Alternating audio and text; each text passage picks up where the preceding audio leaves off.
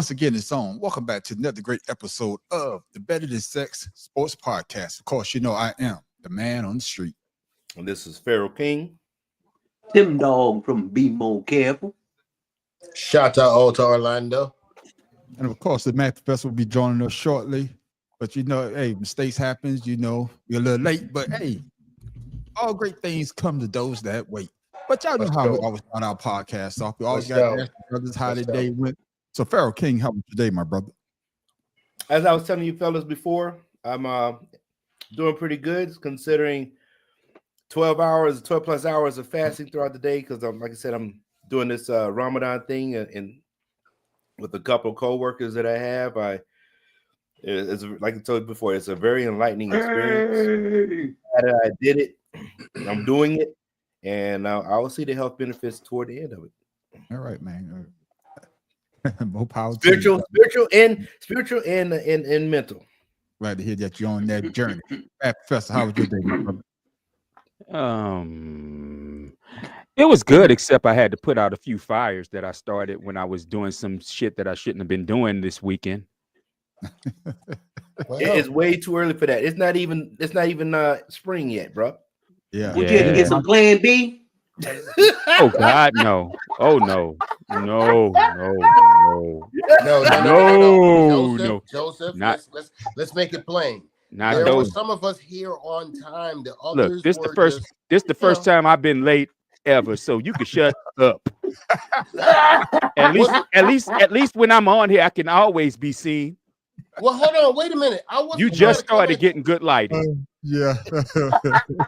No, Joe, we got OTP time. You know, technical difficulties, man. We have to work things out behind the scenes, man. I don't like the way he came at me, though. Man. I don't like the way he came at me. That was not the way to start the program. Look, after a full day of putting out fires, man. Look, I got my axe ready. I got you.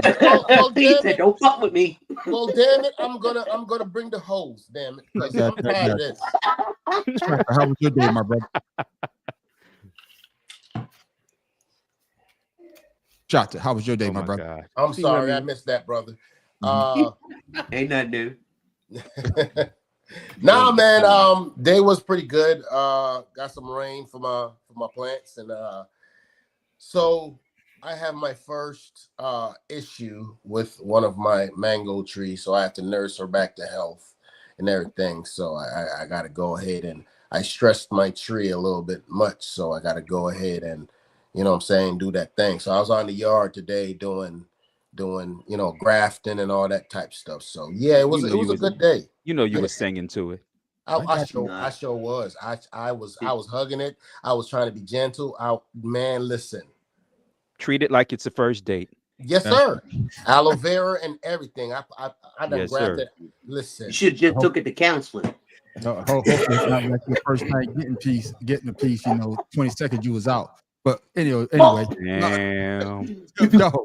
How was your day, my brother? Man, That was my not day necessary.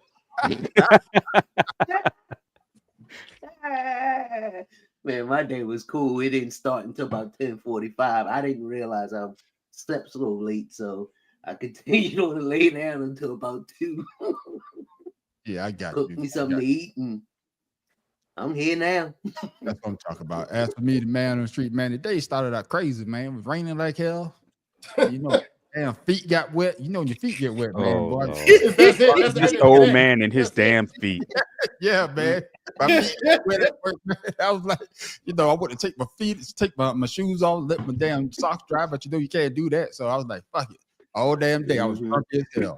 Hell no. It is what it is. Guts or something. Hold on. Wait. Why couldn't you take your socks off and let them dry while you work?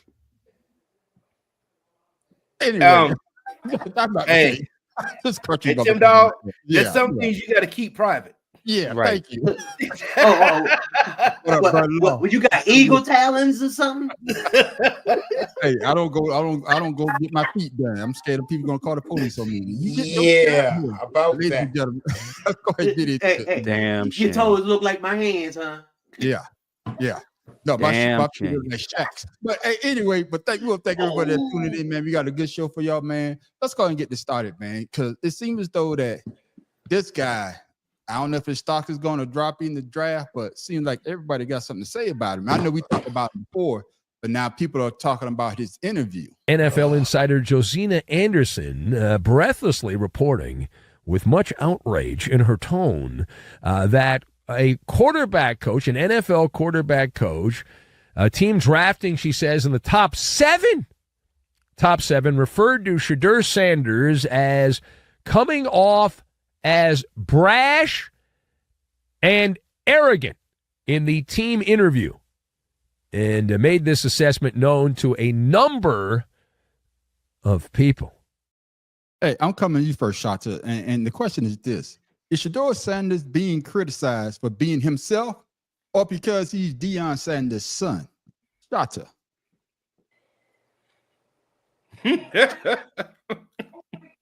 I guess that means listen. I'm not gonna spend a lot of time on this, but I just want everybody that's reading into that bullshit, if they didn't see what was going on, listen. Okay, I'm not getting ready to give any daggone credence to these people talking trash, because I remember when Peyton Manning was coming out of school. I remembered when your boy that's in Chicago, Caleb, I can't throw a ball, was telling people, oh, I'm not going to sign nothing unless I get such and such and such. They didn't say he was arrogant. How about Johnny Manziel? Listen, you see what I'm saying? Baker can't find the field. You see what I'm saying?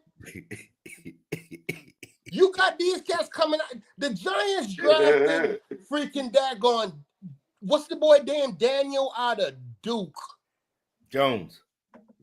They drafted this dude that was not even on the board for the first round. And you telling me because this dude went in college, listen, you could go ahead and say Travis Hunter is this, that, and the other, but somebody had to throw him the ball. I don't want to hear nothing from ESPN. I don't want to hear nothing from Stephen A. Smith, Candyland ass, dwelling ass, bitch ass, punk ass, damn dude. Listen, the boy earned it. I want to see what he's going to do on the field. For the last couple years, Mel Kiper and everybody else on ESPN has been wrong. So why the hell should I listen to them now? But I guess my question to you is, it's not them that's saying it. It's saying that this quarterback coach, whoever, because they'll never put their name to anything, saying that that's the key to the question that I'm gonna ask you, the Matt Professor. Tom Brady. I'm gonna come back to you, Matt Professor, and that's the key to the question. I'm not talking about the analysts. I'm not talking about us. I'm talking about the guy that we might pick this guy, and he's basically saying that this guy is arrogant. This guy is brash. So that is my question. Is he being criticized, Matt Professor, for him being himself or him being the son of Deion Sanders? Both. It's a lot of both, and that's what we were saying when it was coming into Heisman season, that we didn't want him to be held to account for his dad, for what people believe about his dad. Yeah. And that's kind of an issue I have, because y'all know how I feel about Shedeur Sanders. I've said it ad nauseum on here. Yeah. But the point of fact is, the dude has talent, and part of what, and I understand where Shad is going, because part of the problem is when it's certain quarterbacks, it's considered confidence in themselves. Yeah. Johnny Manziel walking around doing the money symbol, doing the money gesture rather, is confidence. But if a brother does it, he's arrogant. That's why all of a sudden receivers are being called divas, because they want as much shine as the quarterback does for doing the job that for finishing the quarterback's job. So, like I said, so exactly. It's just that, like I said, it's both. The fact that he's Deion's son, and the people don't like Deion. I'm admit, I'm one of them who don't care for some of his antics, and they're holding that against him because, like I said, I mean, he's talented. He threw 37 touchdowns against 10 interceptions this year, if I remember right. I believe so. Any other quarterback, that would be numbers that made them the number one pick. Did they show Peyton Manning's daddy's numbers when he was at Tennessee? No, of course. Well, his dad was at Ole Miss, but he didn't show. But they didn't show his numbers. The point of fact is people said Peyton Manning was arrogant, and if you knew him, you know he's arrogant. He's arrogant to this goddamn day. But that makes him a champion and confident in what he can do. I got you. So coming to you, Pharaoh. You know the same thing, but I'm just going to add a little bit to it. So do you think it's calling him arrogant and brash because he has money? Because usually before the the NIL deal was there, hey, they didn't have no money. So you could criticize him for being Deion Sanders. You could criticize him for being Shedeur Sanders. But you think they have some resentment because he does have that money. And you know what they say, okay, we can't really talk to him a certain type of way because he's going to get paid regardless. Pharaoh. I would say that what I was reading earlier today was that the coach that criticized Sanders had a problem with certain culture of players that coming in famous. Okay. So with that being said, it was already going to be that type of interview or whatever it was going to be because that quarterback coach doesn't like that type of person anyway. So that's to me is really a big determining factor of why they don't like Shedeur Sanders on top of being Sanders' son with the money. So in all actually, it's just one person not liking them because they don't like that type of person. I got you. And but I know they said other people in the building really like Sanders. So that being said, once again, it's personal. It's a personal attack on this dude.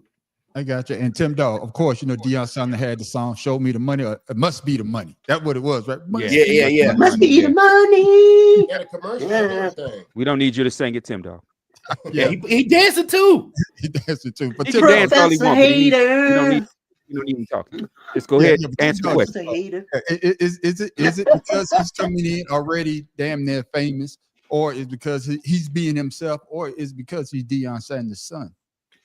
I mean, it's a combination of everything, especially what Pharaoh King said. The coach was already going in with a biased attitude. So regardless of what he said or what he done, he was going to pick and choose whatever he wanted to say about him to, make his stock come down or to make him seem like nobody should pick him. Yeah. But just because you saying something in an interview doesn't mean that they can't do it on the field. My main thing is, what the hell does an interview have to do with his skills? Nothing. But like the man on the street said, they didn't even give the doggone quarterback coach's name, so we can't even criticize the coach to see why he's doing what he's doing. Because they already know. I mean, think about it. Why is it just one quarterback coach? Why is it just one? Why is it just one quarterback coach? I mean, whose other opinions with other people there and their opinions? I got you. I mean, it's already. I mean, the guy coming in there with an attitude like, "Man, fuck this nigga," already. And then when Shedeur comes in, hey, what's going on? Yeah, dude, yeah, I'm like that. Come on. And he's taking it as being arrogant when everybody knows that's just how he is. I got you. And of course, I'll come back to you, Shotzi. Now, let me ask you this. Do you think that it could be a ploy, though? Hey, we want to draft Shedeur, so let me put this out there to try to scare these other teams away, so that we make sure that he drops down to us, or, if he's dead, we're going to get him. Do you think it might be a ploy, Shotzi? No. It's a calculated move by the media and powers that be. They don't. The problem is with the NFL right now. They're dealing with an unknown. The last couple of years, black quarterbacks have been all over the screen for the NFL, and they don't know how to market that. So I think with a lot of these journalists and a lot of these pundits, they react not because it's okay. It might be a changing world in the world of podcasts, and everybody want to know what's going on with these quarterbacks. Can I say this, Shotzi, though? But it's not really the pundits, though. I'm talking about it's the coaching staff. So when you say it's the pundit, the pundits not really. We all know that he's been, but I'm talking about the pundits. Not the pundits. Maybe the quarterback coach put this out there as a ploy to see if he could get him. So another team, hey, they already got that in the back of their mind. Oh, we're not going to draft him. But I don't think that's okay. I don't think that's he's built that way, man on the street. I don't think in the world of Deion Sanders, he's always going to want excellence from his kids. But at the same token, it's going to be up to Shedeur Sanders to go out there and put that persona out there, and he better back it up, because I'm telling you like this right now. He impressed me in college, and yes, this, that, and the other. But he was playing in the Big 12. Yeah. Now, when he gets to the NFL, it's not the same as Jaden Daniels playing at the SEC. It's not the same thing. So he's not seeing that type of defense on a regular. So I'm kind of skittish about how he's going to fit in a scheme. But yeah, it's a double-edged sword for the NFL right now. They don't know whether to go all in or not on the table. You know what I'm saying? I got you. And that's what I'm saying, Matt Professor. Do you think it might be a ploy though, to see if because like they say it's one of the top 17, could be one of the top 17. Let me put this out there right now, because I want him to come to my team. So if I put out there, hey, he's brash, he's arrogant, he may drop to us. We all know that Johnny Manziel and, like you say, Baker Mayfield, these guys, they're certain persuasion, so they could do that. But if you want to try to get him, let's go ahead and put this out there to scare other teams away. Honestly, I wouldn't go that far out, because if they were using that as a ploy and they happen to pick him, whoever they gave this information to is going to call him out on it. So I don't think they're thinking that much ahead. I think they're just whoever said this is just giving their opinion on a quarterback, because it's something personal. They don't want to like the kid for whatever reason. Like I said, I have my reasons I don't like him. I have my reasons I don't like his dad, his dad / coach. But I've never denied the dude's talent, and that's the problem. And that you hear them saying they believe he's arrogant, but you didn't hear them say whether or not they think he's talented. I got that. I got that. What's your thoughts on that, Barrow? No, I agree with the Matt Professor on this one, because that was a personal attack. That was a bias that this person has. That person does not want a Sanders name. He probably has something personal happen with his father. If there's a quarterback coach, there's probably been somebody there a long time. Maybe lost a lot of money. Right. Maybe he even has some history with Deion. That's why they're not putting the name out there. I don't know, but no, I like Manfred said, if you do that, somebody's gonna be like, "Hey, he dropped. We wanted him, but because of your information, we now don't have him." They'll probably have some type of civil suit on a team or something. I don't know. As a matter of fact, it's funny that you should say Farrakhan. Didn't your boy Dances with Wolves and with Houston Bodyguard Boy do a movie about that when he was with Cleveland or something? And they did a bunch of that during the draft. What was it, draft day or something like that? Yeah, draft. Oh yeah. That was the same. He was the GM. Right? Yeah. Okay. And they were like playing Russian roulette with, I want to get this guy to get this guy, and they were feeding misinformation to each other and shit. Yeah. Okay. I guess that might be a thing. I don't know. I got you. Tim Dog, your thoughts, man. You think that they might be putting that out there so that they could bring his stock down, so that whoever could draft him, if he don't go number one?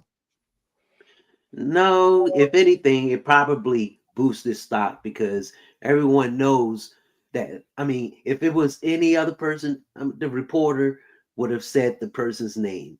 But to me, this was just personal, and the reporter doesn't want to, make him seem too bad. But it's too late now.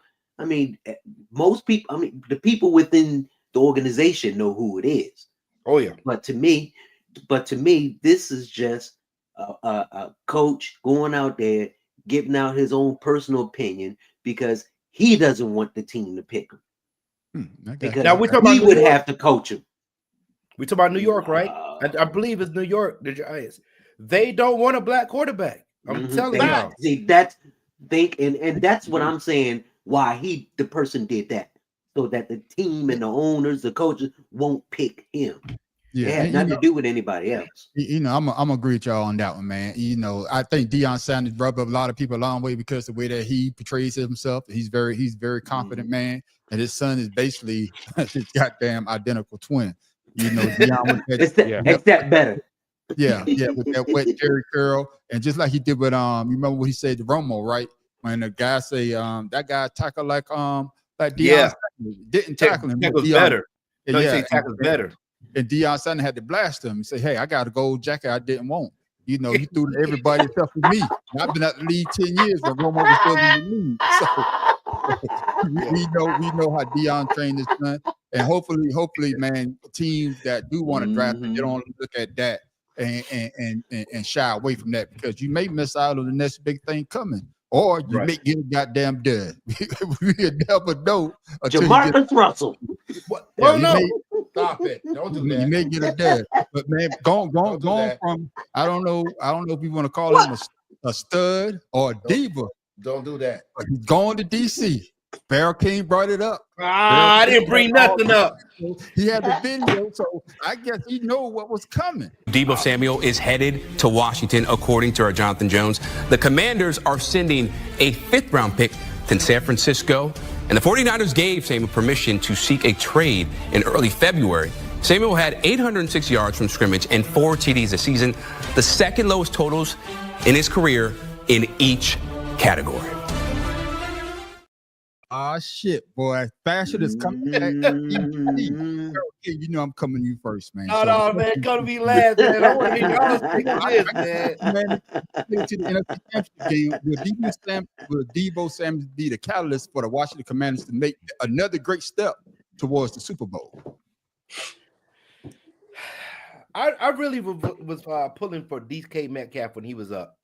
To have a bigger, better, a bigger, stronger Tina, how you doing? presence.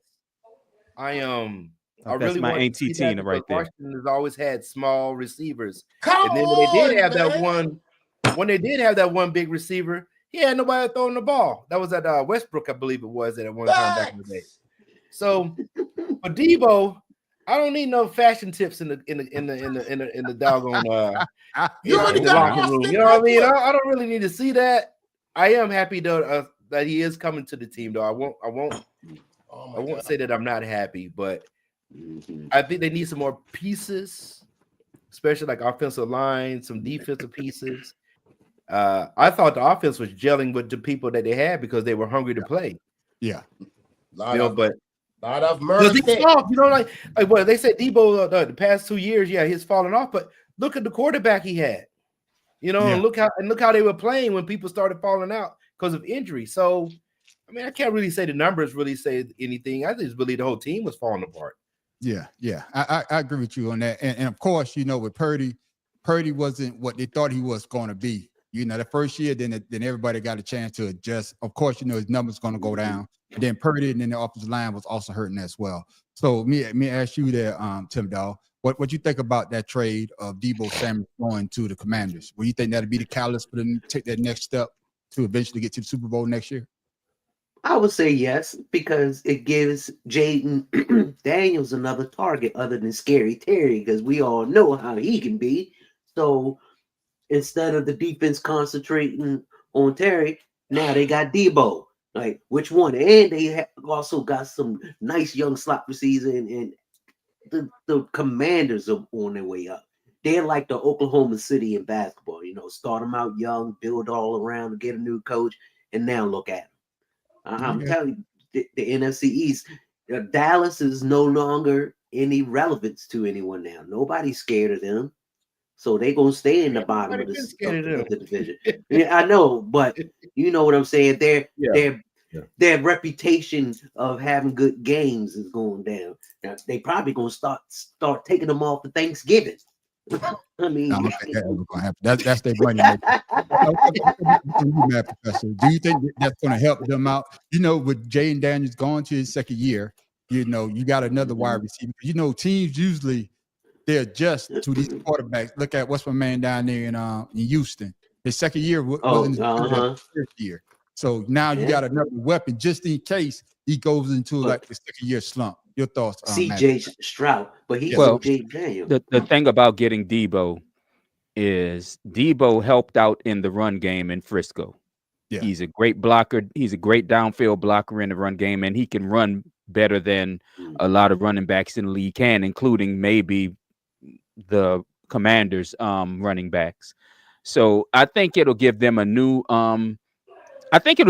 dimension in offense. And the fact that they only gave up a 5th rounder for him means that whether or not he puts up numbers like he did last year for Frisco, and he'll do this for the Commanders, They ain't have to it's a give win. It's a win for the Commanders to do this. I mean, honestly, they didn't have a choice because they needed a receiver that is more of a security blanket for Jaden, because Terry can stretch the field in every way possible.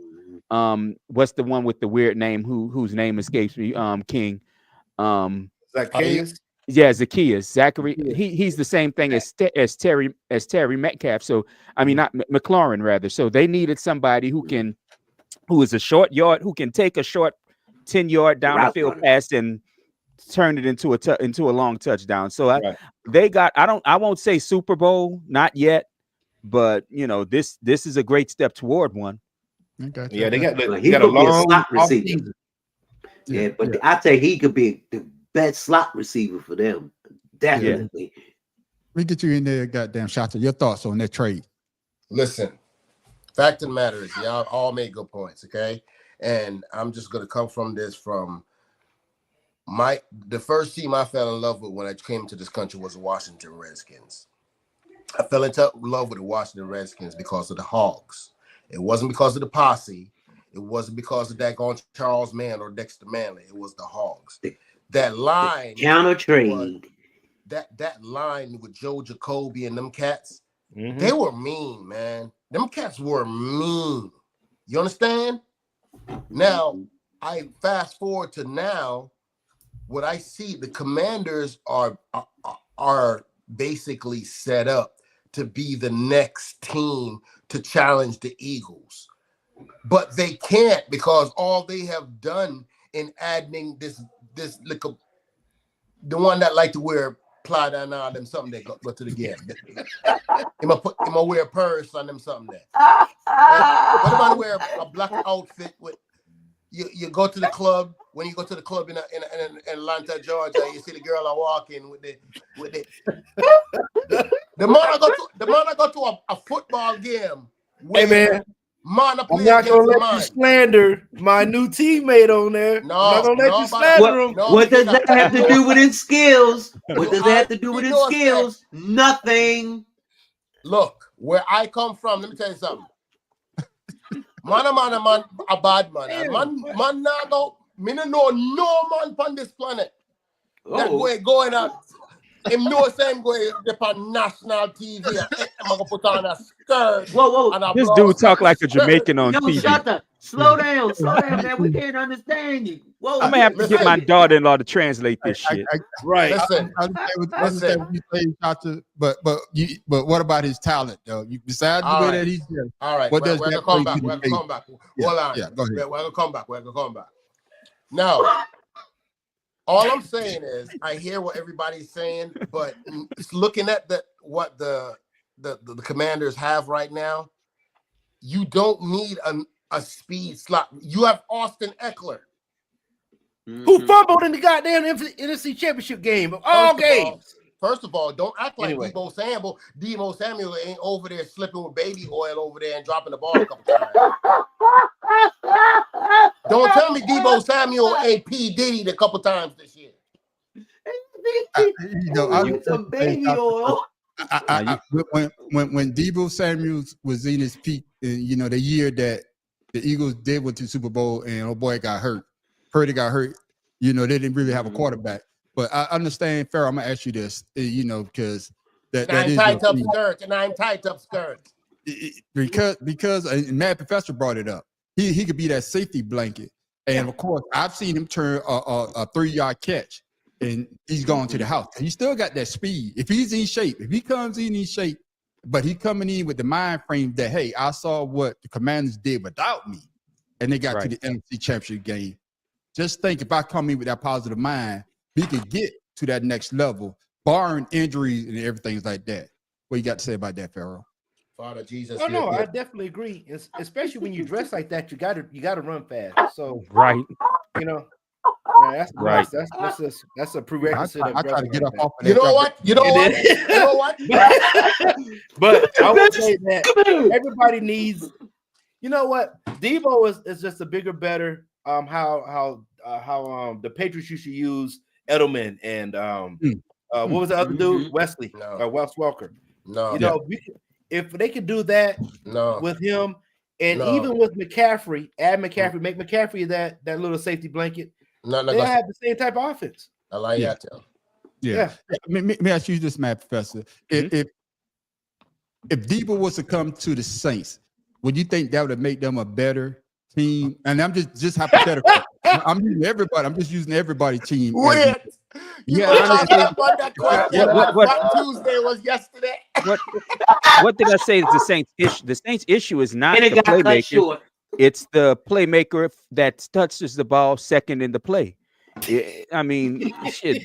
They could have Debo. They could get Debo Sam. They could have gotten Debo Samuels and fucking what's our boy that was just cut from the Jets? Devontae.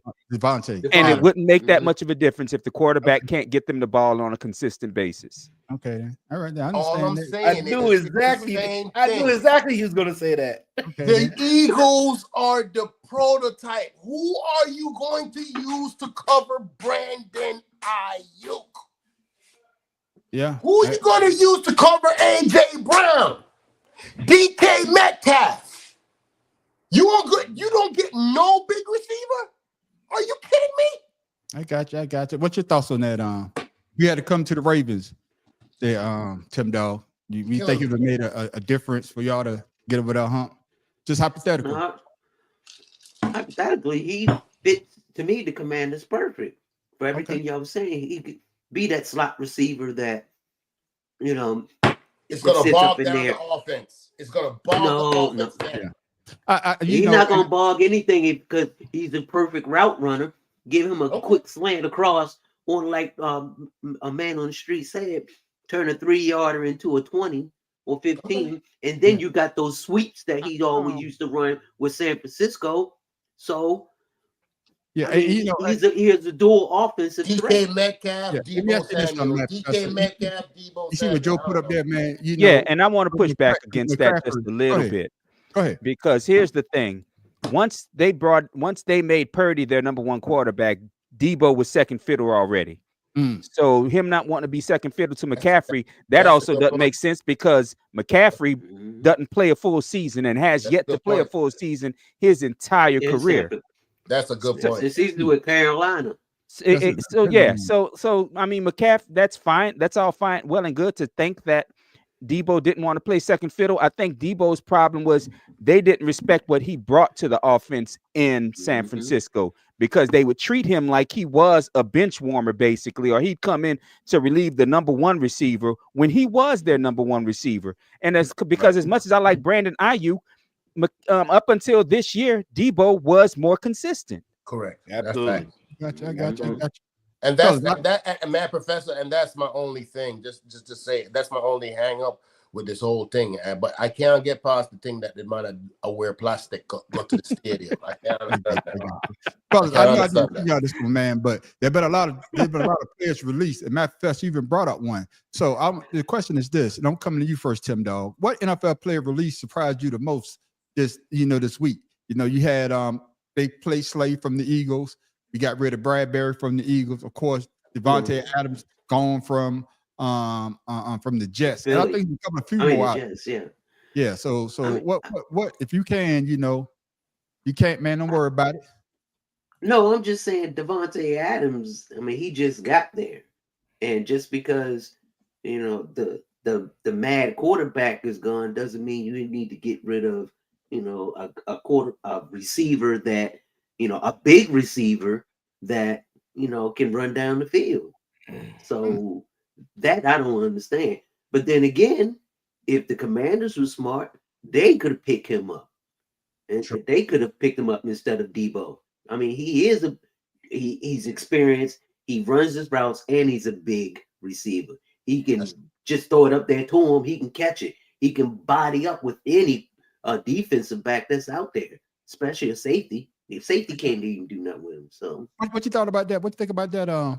What if they did have pick up Devontae Adams, Pharaoh, instead of Debo? Would that have been a better fit in the way that you would look at your team for next year? Yeah, like I said, like just a big No. receiver. That's why I was saying Metcalf. That also takes pressure off McLaurin. You notice when what's his name? Zach Ertz is in there. They have problems with a good tight end. A big tight end. Most of the teams did. Thank And you. with the other tight end that's following Zach Ertz, he's just going to be another problem if he's utilized properly. So Correct. I was saying yes, I wanted a nice, a Terrell Owens. I need a Terrell Owens on the team. You can't. There's no way for those little short or even average size cornerbacks to out jump the wingspan of those guys. We can do all the trick plays that we want, but Debo he's good, but he's not big. I got you. I heard you saying no down there. I only say it wouldn't have been a good fit because then you'd have 3 receivers of the same ilk. Because all of those receivers that the Commanders had up until they got Debo were field stretchers. And yes, Jayden Daniels throws a great deep ball, but you can't go deep every single play.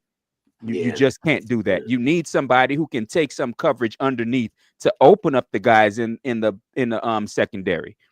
So I mean the only player that surprised me was Big Play Slay, because he shut down one side of the field for the Eagles. I think that's an age thing with Slay, and it has to be, because I mean unless it didn't make sense to me unless the Commanders are definitely cutting Marshawn Lattimore and they think that they'll pick him up on the steal to get him to cover the field, but Marshawn not what he was when he was here.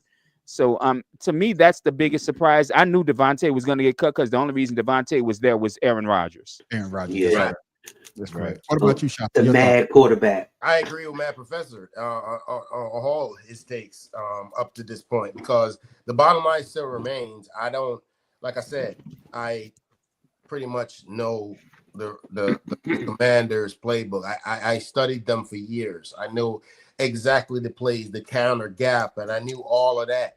So looking at the Commanders now and Magic Johnson and being part owner, I'm happy for them that they're doing well. But right now, that was a lame move going for Debo when you have other receivers out here, because the fact of the matter is, I don't care what anybody says, you get a receiver out there that's as competitive as A.J. Brown is, and if you go up one-on-one with him, I guarantee you, if you throw the ball up 5 times to A.J. Brown as contested, he will catch that ball daggone 3 to 4 times. Yeah, I got you. And I agree with everybody, man. When the Eagles, I'm about to say we, like that's my money. When the Eagles let Slade go, that's kind of hurt because they play Slade, been there for 6 years. He's the shutdown corner, and I think it is an age thing. And I think the Eagles might bring him back. You never know. They might. Hey, we're gonna cut you. Nobody picks you up. Hey, we gonna bring you back. You know how it works. This magic. I think it's all depending on the draft, how the draft. Yeah. And of course we got rid of Bradbury. Bradbury was getting beat so goddamn bad. Of course they call that bullshit holding in the Super Bowl, the first Super Bowl that beat the Eagles, the second Super Bowl the Eagles went to with the Chiefs beat us to now. That was the bullshit call. But this is what I don't like about teams when they finally get a Super Bowl and then they win the second one. They get real judgy, like man on the street. I remember the days when you didn't have no trophy. You were so and now you move on and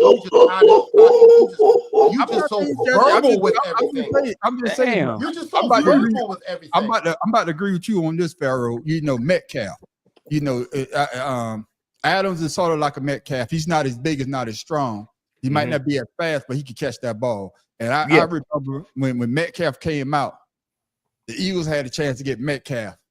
And I forgot who the hell his ass not even on the goddamn. He ain't got them NFL no goddamn more. Right. And that boy is y'all don't got me hot now. Shit. But, my bad. Yeah.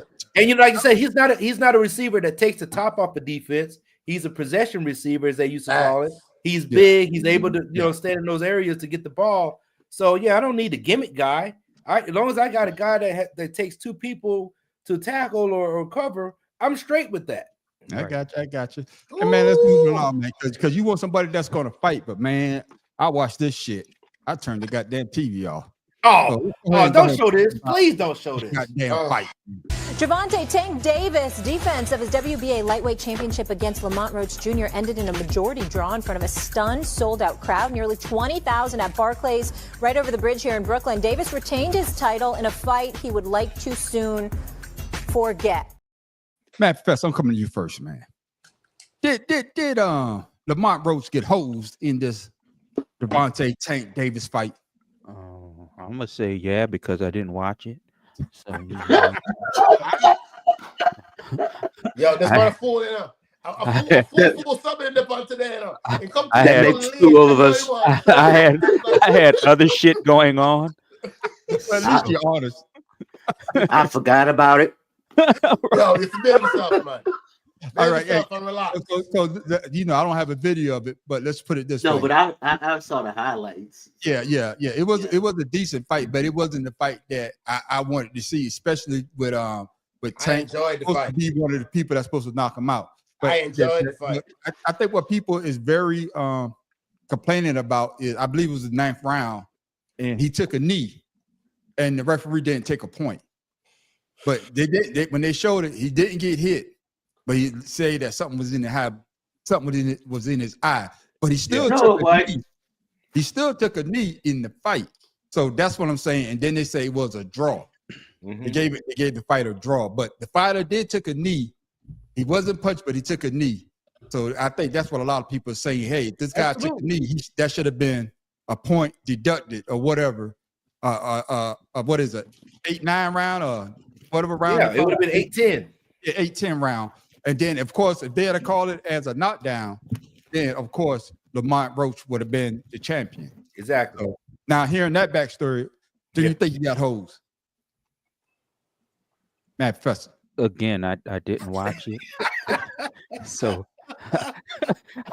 I reserve judgment on this one. But I mean, if that's the rule though, and the referee overlooked it or didn't want to deduct the point, then yes, he got hosed clearly. I got you. Pharaoh King, your thoughts? I'm gonna tell you, the reason why they did not want Roach to win. Roach was in his ass the whole fight, pretty much. With that being said, there was no oil in the beginning of the fight. That's probably when the oil would have been, like he had plenty of time to get that out. So I'm gonna tell you that the reason he took a knee, Roach hit him with a body shot in a combination. Yeah, and it stunned his ass. He backed up, went to the knee, went to the corner to say, "Wipe my face," so he could recover. Yeah, that's what the hell it was about, because he's about to get knocked the fuck out. Yeah. So I'm gonna say yes. Roach got tanked in that fight for it was not a draw. I like what you put up. The draw. Yeah, you're right, King. Because Roach made it past 9th round, and Tank was gassed after that. Oh yeah, knock Roach out. Yeah. And how much time did he spend talking to the damn referee this whole fight? Yeah, you're right. He was talking to the referee damn near from the 3rd round. Yeah. Tim Dog, you say you saw the highlights. Your thoughts? Did Lamont Roach get hosed? Yeah, I mean, the rule states, just like you said. As a timeout. I didn't know there was a timeout in the middle of a fight. But go ahead, Tim Dog. And the referee should have taken that point away. So, I mean, you can get mad all you want. You got to get mad at the ref and the rules, and maybe the commissioner should step in and say something about, hey, it was a mistake. But in boxing, they'll never do that. They're gonna stick to that decision to the end. But I just can't believe the reaction from Tank Davis that he was like, "Oh, I can't believe they gave us a draw." Nigga, you're lucky you got a draw to keep your belt, because you lost that. To me, you lost that fight. Yeah. Your thoughts, Shada? Uh-oh. For the last 2 segments, you've been talking about these men that's walking into places with purses on. Let me tell you something. Oh, Lord. Let me tell you something about something you know from Jamaica, from America, boy. You get what I'm saying? Yo, if me ever lose a fight to a man that's walking around with a purse, and I walk around like I'm a shame, but with the purse, the green purse that I'm walking with the tie-dye little Frank Lucas jacket. Listen, man. Listen. Tank lost that fight. He lost that fight like down the stretch all the way. He got that knee that he took. First of all, this dude is gonna tell me the knee he took, that the gel that was in his hair from getting his hair done was what got in his eye, and he went to his corner, and then he came out, and then he just had this renewed energy. And when he tried to take over the fight after that, Roach wouldn't let him take it. It was over. Bro, the fact of the matter still remains is Tank lost that fight, and he knows he lost that fight, and that referee was going with what the judges wanted him to do because they had to save money for Vegas because they didn't think Roach was going to go ahead and give him this much of a run. I got you. So, Pharaoh Kim, I'm coming back to you. So, because they did open up the investigation. So, do you agree with the investigation of the Davis versus Roach fight? And then they say it might be overturned. And if it's overturned and they can give it to Roach, that'll be the first loss for Tank. So would you agree if they overturn it and, of course, give the win to Roach? I didn't know this investigation. Yeah, the New York, I think it's the New Jersey fight Boxing commission. Yeah, they open up an investigation. Okay, well, if they do that, he's definitely going to lose because the hairdresser for Davis came out and said, I didn't even use any oil on his hair. In fact, this nigga got a hairdresser for a fight. So, you know what I'm saying? Yeah, exactly. So, come in at the fight with Purge on him on. Right. If Mike Tyson had ever said my hair gel got caught in my eye and caused me to lose, I'd have whipped his ass my damn self. Yeah. So yeah, I would say that if the investigation would probably show that they was probably trying to save some money on some bets, and that's the only way they could save the fight. Or maybe when he was in the corner, take a knee, come over here and say you had gel in your eye, whatever the case is. Yeah. But yeah, I think he's going to lose if they find out. He's going to end up losing it. I think everybody's going to say it's the same thing. But Matt Professor, Mike Tyson did say he broke his spinal. I broke my back. I broke my spinal. Yeah. Okay, but see, that's still better than saying I got hair gel in my damn eye in round 9.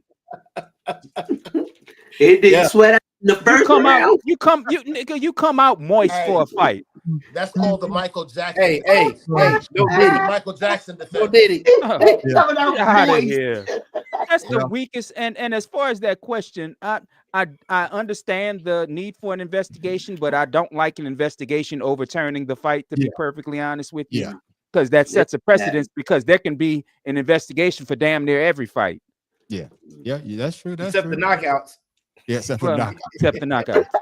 Yeah. Your thoughts on the investigation, man. Do you agree? Then if they was to overturn it, man, your thoughts on that. Okay. So you have the crooks investigating each other. Right. Right.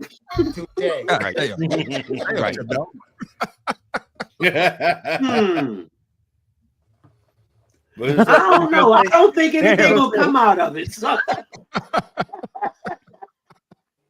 Shata, your thoughts, man. Yeah, exactly. Yo, listen, a foolishness, man. That is foolishness. All of the got a glove in his eye, huh? I'll be goddamn. I go somewhere and tell somebody I just had my hair did on fucking Wednesday for a fight on Saturday. Listen to my listen. All I have to say is that's the weakest nigga excuse I've ever seen in my damn life.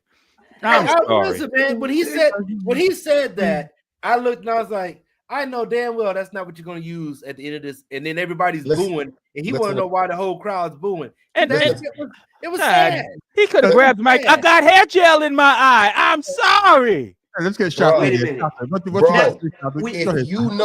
you know boxing, Michael Spinks ain't never had that fucking problem. And you watch what was happening. No, it's Tommy Hearns. With that damn Jerry curl.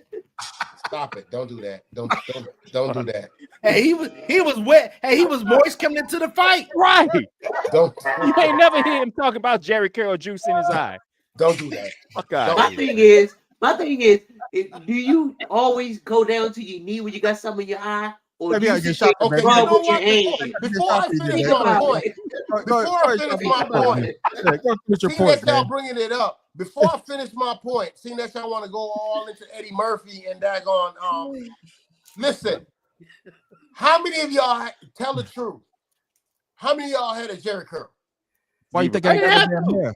Why you think I ain't I got no had to. fucking hair? That's duh. Nope. Shit. Never.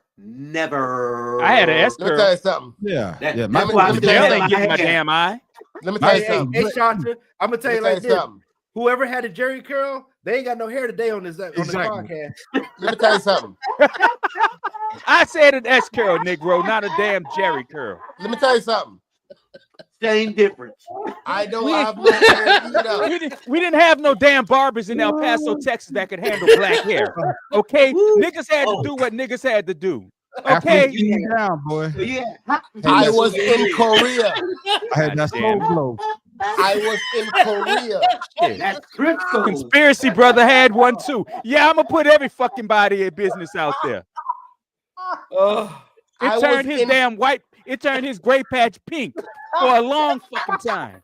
I was Okay? in.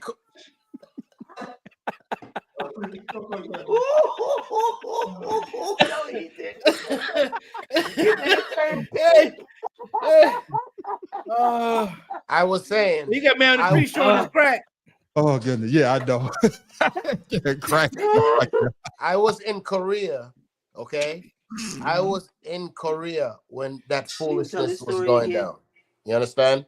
And I'm telling you like this right now.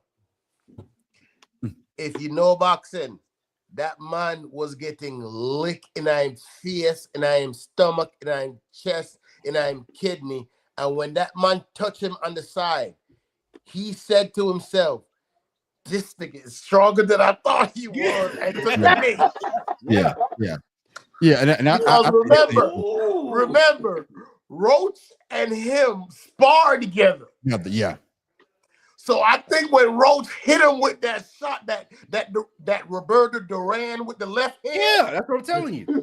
that Roberto Duran hit him, and he didn't know how to handle that. And he was like, "Look, let me go ahead and let me slide and act like I'm doing parkour in the middle of the damn." Come on, man. Hearn's head I was out. agree with Joe. back. I agree with Joe. He had that glove in his eye. That's what it was.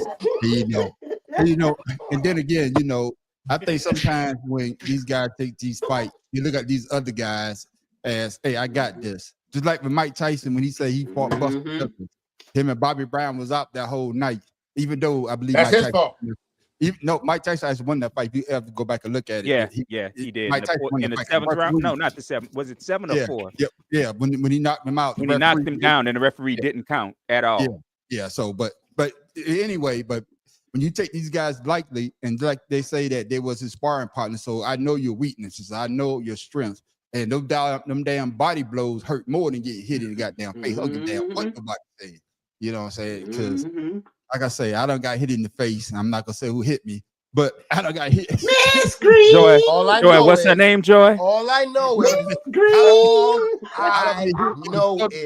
And I Ryan Garcia. Garcia.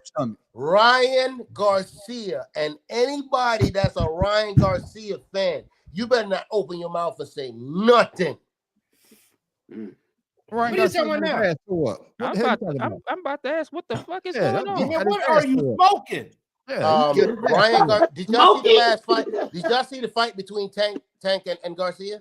Yeah. Oh, yeah. You gotta lead with that, man. Shit. I'm about to say, I Well, ate people edibles that this follow weekend and made more boxing would sense. know that, and I was just like, "Oh God!" Like, There go Joy. you didn't catch that? That's it. Miss Green. Hey, Miss Green. But going from green to goddamn yellow and gold, them boys done move up to what? The second seed in the West. The Lakers' hot streak has rocketed them to number 2 in the West. They've won 6 straight games and 12 of their last 14, which is the best record in the Western Conference during that span. Coming to you this time, goddamn Tim Dog. Hey, I didn't even put the question up, so damn, I ain't got one. So Tim Dog, do you see is it title or bust? The Lakers making this move. I mean, they got Luka So now I think the number one spot is out of reach. So, but Yeah. do you see them damn They- near winning the championship now that they're in the second seed? I could see it. I mean, they can only go as far as Luka and James take them. But right now, Luka, he got this renewed energy. He loves being in LA, and he wants a championship. So, to me, I think he's going to make that sacrifice to try his damnedest to get them there. And that, I think, out of all of the moves in the NBA, that the trades that happen at the deadline, this is by far the best one, other than Detroit.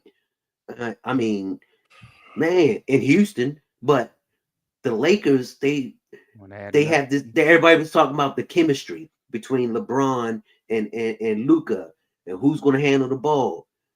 LeBron doesn't mind not handling the ball. Let Luka do his thing, and he passes it to him, and he gets it, or he passes to one of those other young cats down there. And to me, that team is fit to take some people out. But you also got Golden State. Them boys been on the road since they got Jimmy Buckets. Yeah.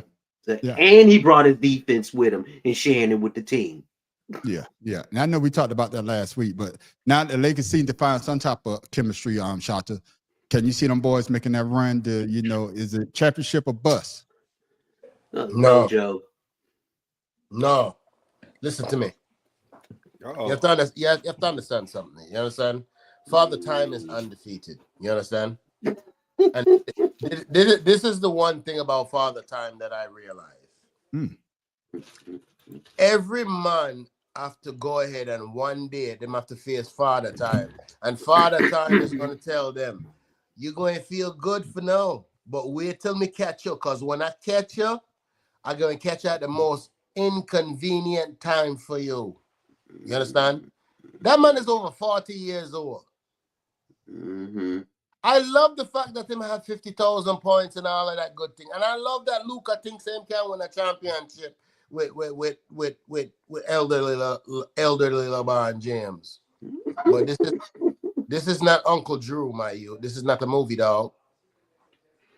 Them cats in OKC, when them boys start running up and down the court, and LeBron James missed the daggone one of his daggone freaking Metamucil daggone breakfast, and Luka missed one of his Ozempic shots. It's all over. It's all over. I'm just letting you know. It's fool's gold. Don't do that.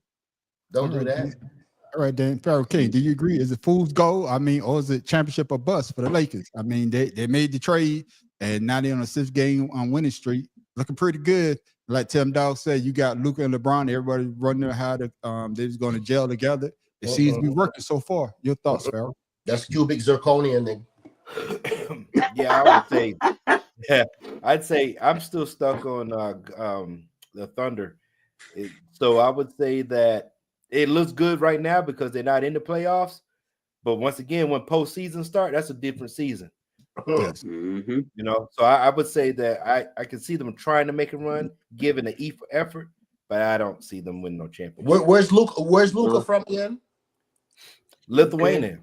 Them love potatoes over there. You know potatoes. Oh my God! I got you. And beer. I didn't know where the hell you was going with that. My bad.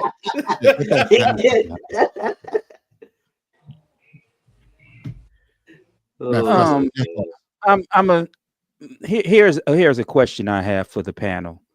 How many minutes do you think LeBron James is average playing throughout this win streak? I don't know. I haven't been paying attention. I believe it's under 20 minutes. I keep asking people to tell him to retire. It's actually about 35 minutes, with only Luka playing more minutes per game at 36. So the fact that he stays in games, even like last night's game, where it's an obvious blowout win, to pad these stats is going to catch up with him. Like Shouter said, it's going to catch up with him at the least opportune time, which is going to be the playoffs. I mean, if you up by 20, why are you still in the goddamn game? It makes no goddamn sense to me. That's just like them leaving Brady for entire games, even though they were winning. No, but my professor, how much time was left in the game? 4 minutes. And you have him in at the blood clot game. like I said, Farrell, go ahead, Matt. I'm sorry. My issue is the amount of time he's putting in to get all these points that he's getting, to get all these rebounds that he's getting, and then he keeps turning the ball over. He leads the team in turnovers, and that is an issue that they don't seem to care about because they think they have enough scoring to overcome it. But when they play somebody who can score as well as they can and defend better than they can, those turnovers are going to become detrimental, as is the time he's putting in on the court. All right, Dan. That was you going to say on Farrell? Yeah, I was going to add, like, he's staying in for stat purposes. He's not staying in because that's they my need problem. him to stay in. Plus, they don't want Luka to overshine him because that's supposed to be his team. That's my opinion. And that is why I said he is ruining the game right now. Because right now it's not about pushing for a championship. They're gonna get this new little surge. That's like being in the field and somebody give you some adrenaline. They have adrenaline right now, but can you sustain this through the playoffs? Can I add also? Remember last year when he was hurt he had all that groin injury for a long time, but then when the team started winning, he came back all of a sudden. Yeah, he got rejuvenated. Yeah, that pissed me off so much. Same situation. Okay. So me ask you this. Now coming to you, Matt Professor, 'cause I know how much you love LeBron James. So let's say if the Lakers was to make it to the championship and win, hypothetical, would this be considered one of his greatest seasons, or would people be saying because he had help from Luka? No. Okay. Because I'm sorry, if you take him and you put another top 5 scorer on that team with him, I mean, what did he accomplish? Because honestly, they were good without Luka. They became offensively unstoppable with Luka. So no, it's not his greatest performance. I'm sorry. That's why he's stat padding as much as he is. Okay, then Farrell, your thoughts? No, I would say the one that I like, the championship that I like would be the one when he went back to Cleveland. That's probably the only championship team that I really care for, because he didn't really have a lot of star power with that team, but he did have Kyrie. So and Kevin Love, who was a top 10 player. Yeah, Kevin Love, but nobody talks about Kevin Love anyway. Because people don't want to. They want to diminish what the man did. The man was a top 5 player when he got there, top 10 when he was there. Right. But still, I think going back to Cleveland, probably with his best and probably only championship that I actually, because everybody else has been, everything else has been with, big name players. And Kevin Love, like I said, it wasn't a huge name, but he was a star power. So I would say Cleveland. This one here, no, I just think it's probably kind of like a Jerome Bettis moment where they went to Detroit and they won a Super Bowl because that's what the Steelers won because he's from Detroit. That's all I think I would think of. The NBA is doing the same thing the Seattle Seahawks did when they were freaking playing the Patriots in the Super Bowl. They want LeBron James to be the face of the NBA to carry them into this new age, and he is not. They brought Luka in because he's got star power. Okay, fine. I don't care about how many points Luka could score in the 10-game stretch or a 15-game stretch. I want to see if Luka could play a whole season and be in shape. You're right. He needs to drop some pounds. All right, Tim Dog. Y'all fail to realize that this man is 40 and he don't have a damn thing to prove to anyone. Stop bringing up his age. I'm bringing it up because it's relevant because he's doing better than a 19, 20. He's staying his ass in the league so that people like you can talk that shit about. Then he's 40 years old doing this. 20-year-old do the same thing he doing then, huh? Explain it. With the rules they have for this 40-year-old ass, it makes it easy for his 40-year-old ass to look good. Shut the fuck up. Let me finish my statement. Fucking rude ass. Shut me up. Come through that camera and shut me up, Knuckles. On the street, mute him. Mute her, please. Once again, you can't do that shit. Nah, bitch. Don't get mad, nigga. Don't get mad, nigga. I did not endorse. Don't get mad, nigga. Finish your thought. That's what you look like. Look like you're about to have a orgasm by yourself. Don't get mad, nigga. Because I could palm a basketball. You can't even palm a baseball. over your damn self, Don't do, nigga. don't do that. Go ahead, No, Tom, your bald I- ass head. Can you do this? No. Finish your thought, man. I don't. So my point is, everyone's harping, oh, he's doing this and he's doing that. I tell you what, let somebody else at 40 years old who had the money condition to do what they can do it. He is doing it because he can. And right now, everybody's talking, oh, he needs this. No, not one person other than a few commentators say this is remarkable at his age. The man's not slowing down. The man's not making excuses about his age or his health. He's out there every day playing ball, getting paid. And what does Mad Professor have to say? That ain't got nothing to do with it. It has a lot to do with it. Longevity. That's why he broke those 50,000 points. Taking How care many of other himself. 20-year players we said was the greatest? I I would never say, said any. I never said any. I, And he I ain't would proved it say, to me. I would say, Tim, I agree with you, and I agree with Matt Professor as well. This is, it's not about the age thing. He should be pacing himself because they probably gonna need him more in the playoff than they do the regular season. I understand you trying to he get. knows that.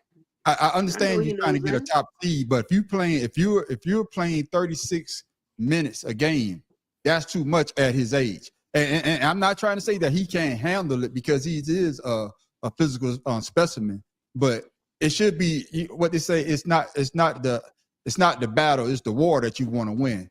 You may lose a few battles, but I want to win the goddamn war. And the war in LeBron James, he's always going to be judged by how many championships that he wins or how many championships that he didn't win. So that's what I'm saying. I think that's the most important part is the ones because most most people don't want to give. Like I said, I've always told y'all, I think he's a great player, but the fact he has a losing record in the finals is a big asterisk, is a big strike against him. I'm sorry. Yeah, and that's why I say that if he was to get to the championship and they was to win this year, I think that people will look at that and be like, okay, he got 5 now instead of 4. So he's only 1 behind 6. I know it sounds crazy, but what they say, 5 is better than 4. I won't give a damn how many you lose. 5 is better than 4. And then of course, this would be what his 5th team, different team that if he was to win the championship. And that's irrelevant. No, that's irrelevant. No, what I'm trying to That's irrelevant. It's irrelevant. because he won 2 with Miami, No, but one in he's- Cleveland, and one in LA. yeah. No, but I mean, he's still on LA. He just No, he but never I'm left. saying it's a different team because he won it with Anthony Davis. That's what I'm saying. So Yeah. if you look at every time, they win, except for the one in Miami, those are the only time that he had basically the same 2 players. But every other team that he won a championship on is a different team. That's what I'm saying. So that's why I say if he was to win it, man, it'd be great. But if he doesn't, it's always next year. He'd be 43 years old, still out there playing basketball. Hey, So shit. before we leave this point, okay, I just want to let you guys know off the top, the Lakers starting 5 is Luka, Austin Reeves, Rui Hachimura, LeBron James, But he's hurt. and Jackson Hayes. Yeah. Okay. Yeah. Let that sink in for a minute. Yeah. But like I say though, it is the West, and I think the East is stronger this year. The West hasn't been strong, especially the way Denver ain't really playing Denver ball. But they usually don't turn it on to the playoffs as well.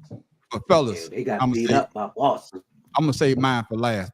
Fuck it, let me get this bitch out the way right now. Man, my season is over.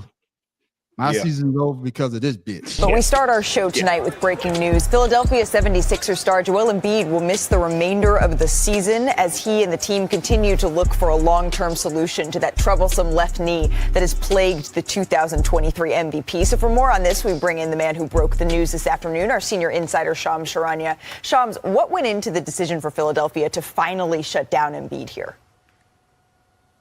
Malika, the 76ers and Joel Embiid tried a plethora of treatments over the course of the season, especially in the last few months, to try to continue to have him play on this season. That included, from what I'm told, frequent and often injections in his injured left knee that included resting periods as well over the course of the year. But over the last month, Embiid had informed the team that his knee just was not improving over time, that the swelling had returned again over the weekend. And when both sides met over the weekend and into the week, they determined that he is not medically able to play. They've agreed on a shutdown, and this culminates a season of disappointment, certainly for the team, for Embiid only playing in 19 games. The level of frustration that we've seen from him not being able to be healthy, but this has been frustration on all sides, within the organization, around the players, around the locker room, for the coaching staff. It's been a frustrating time for the 76ers. And I'm gonna go to the man on the street first on this one. Man on the street, what you gotta say? Well, this motherfucker need to fucking lose fucking weight. His ass always come in goddamn season out of goddamn shape. Played in the goddamn Olympics. You want to play 2 goddamn minutes? If you get your big ass down on the goddamn block instead of trying to be on the goddamn 3-point line, your ass will play a whole goddamn season. Stop eating the goddamn donuts. Damn. Cheese steak. Motherfucker don't even know goddamn cheesecake. Damn. Man, my whole goddamn team don't want to play no goddamn defense. Every damn time I look your bitch ass on the goddamn ground. Hey, Man, hold on. Hey, obviously he has not went to LeBron James' trainer to get his ass in shape. He need to do something, man. You know, but me ask the man on the street this. Man on the street being kind of hard on him. Hell no, I'm not being hard on Embiid.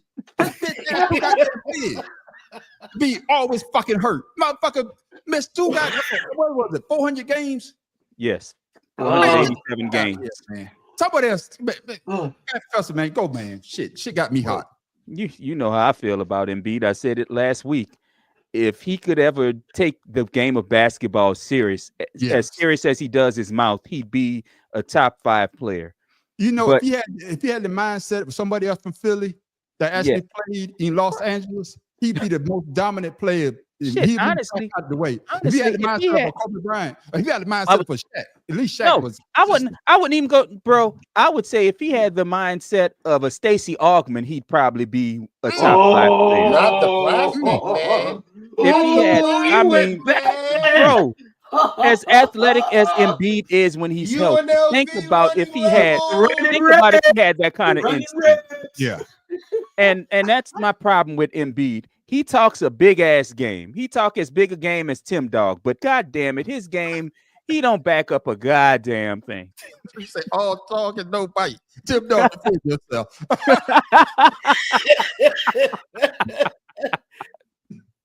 I got a Hey man, if it was a body shot combo, that was it, boy. Y'all think of D like Tank.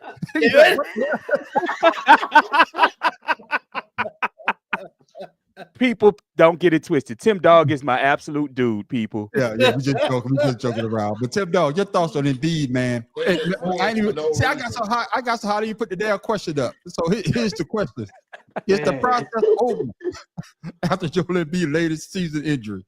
Why did he gonna put that up? Was that necessary? Yeah, man, because we call it the process shit. I was in the process, can't get out the goddamn second round, and ain't been to one goddamn NBA whatever Eastern Conference championship. No, you ranted Doc Rivers. We got rid of Doc Rivers' ass. You got rid of Doc Rivers' ass, and now we got second rant. You can't have 2 rants. You can't have 2 rants in a row. Hey, Let him go. Let him go. I want to hear this.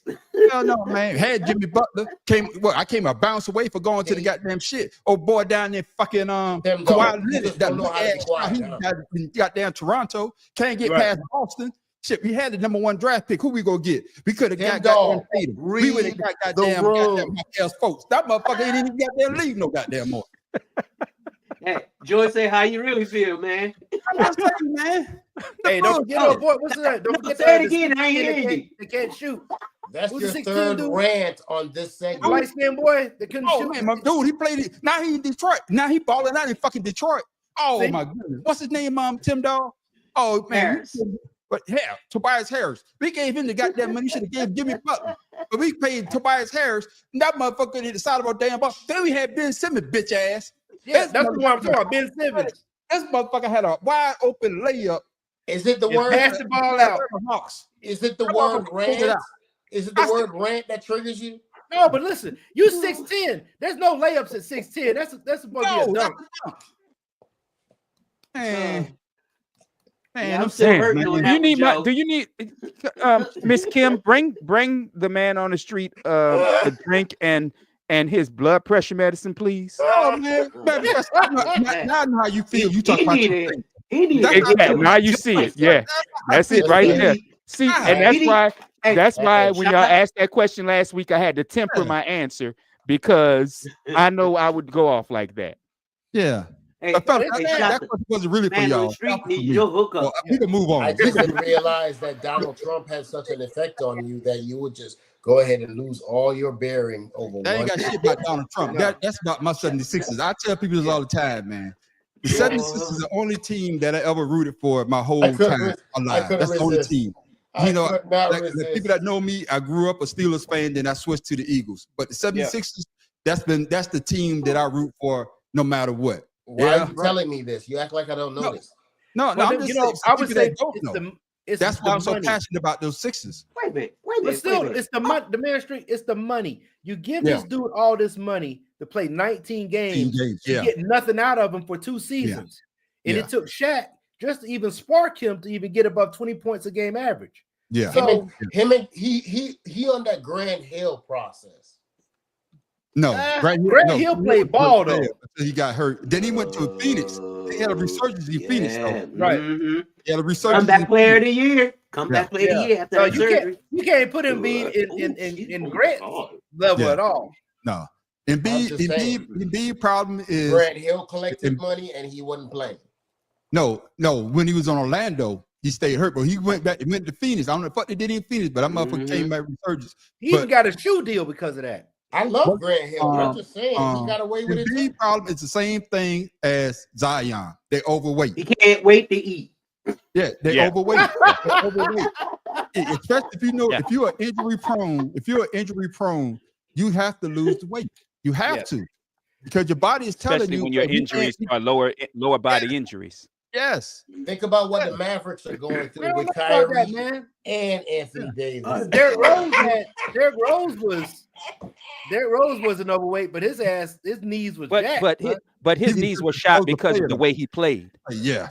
He was an He played like AI, and AI Yeah. stayed with leg injuries because of the way they played. That makes Yeah. sense. Valid.